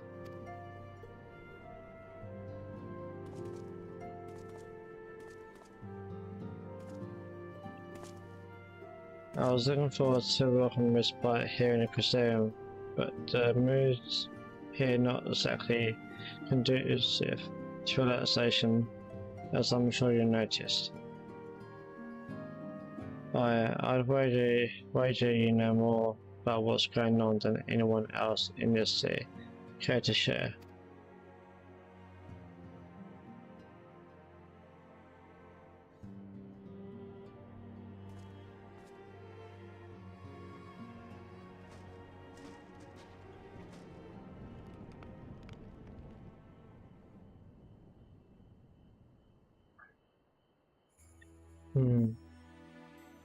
I can't say that I envy you.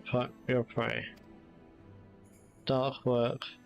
The twisting of the Warriors of Light's legacy reminds me of what became of old Dickerson. Though this Ascian of yours is a fair bit more chatty.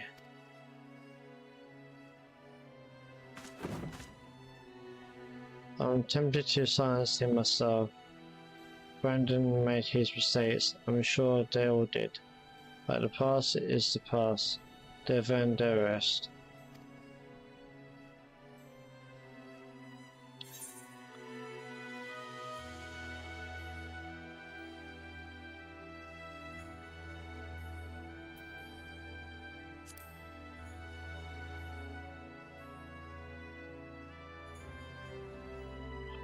What, you want me to leave it to you?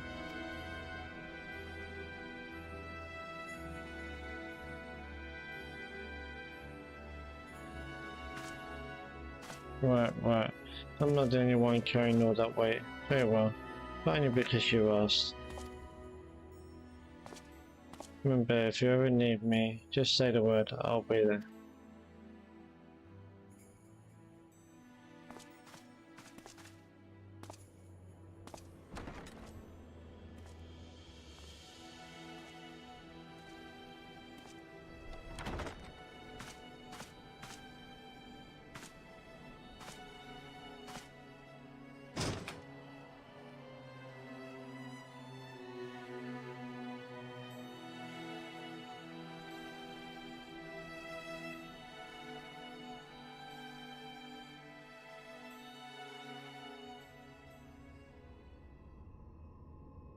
Meanwhile, in the Crystal Towers and Bleakers.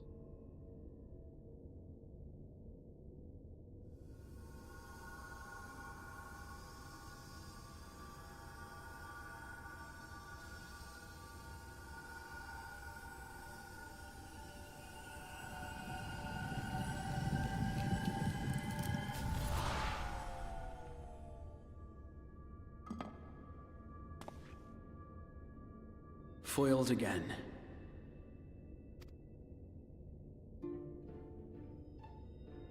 If I cannot imbue the infernal thing with my power via magical means, we may need to devise a way to infuse the vessel with my blood after all.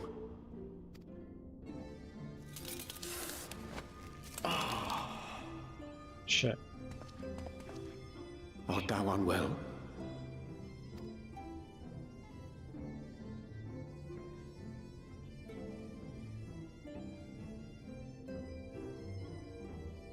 Or perhaps a brief respite? It wouldn't do to overtax yourself.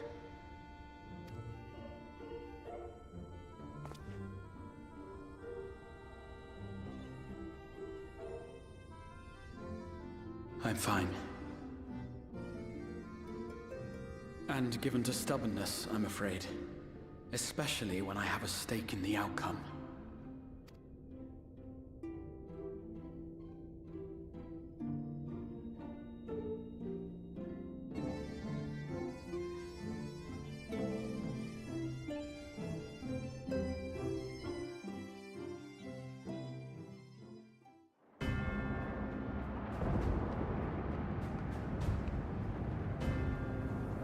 This is why we didn't pass.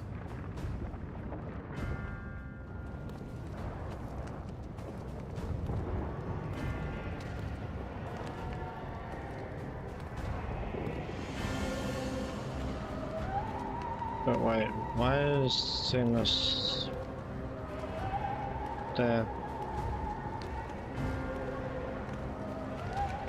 It doesn't make any sense.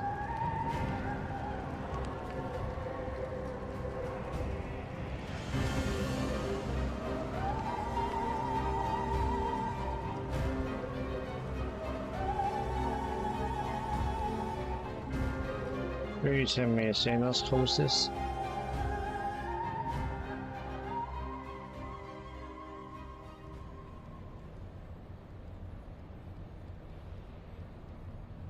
The dream again. Oh.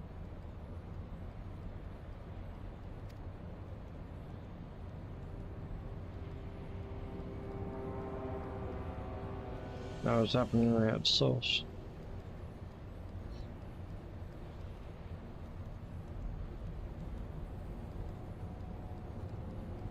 A recurring dream. They do so fascinate me. Might I trouble you for the details? But that can't be Elizabeth because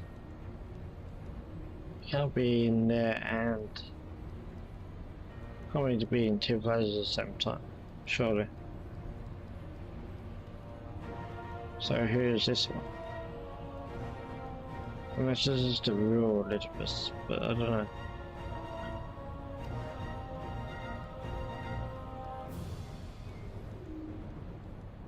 I have always dreamed of it. Fire falling from the heavens, and the city, nay, the whole world ablaze. Okay. Was this some sort of fetish?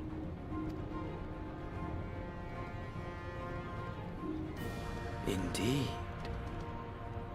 Could Emmett Selk have found a way? Precious few possess memories of the final days. The final days?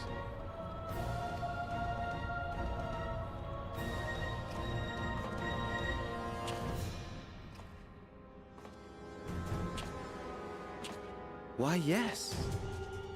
Admittedly, my knowledge is mostly second-hand, but if you are interested, I will gladly tell you the tale.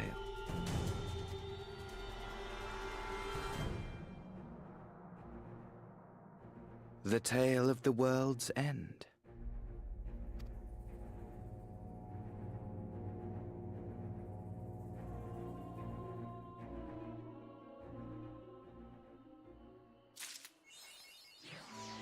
That must be the end of patch 5.2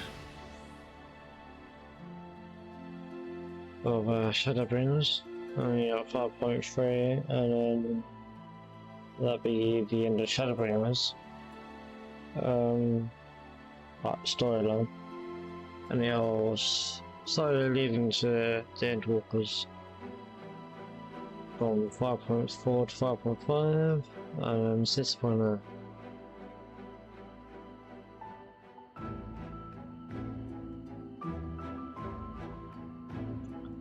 So now we'll leave it here. Thank you for watching. Bye. I'll raid Pixel. I think she's streaming still. Yeah.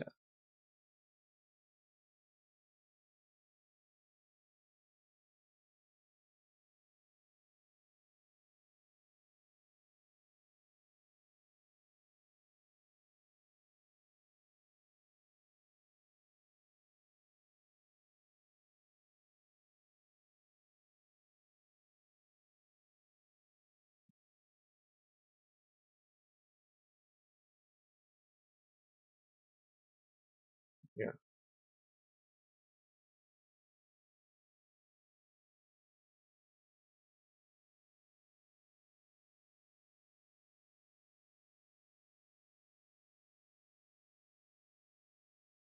Okay. I'll be showing some more tomorrow. Bye guys.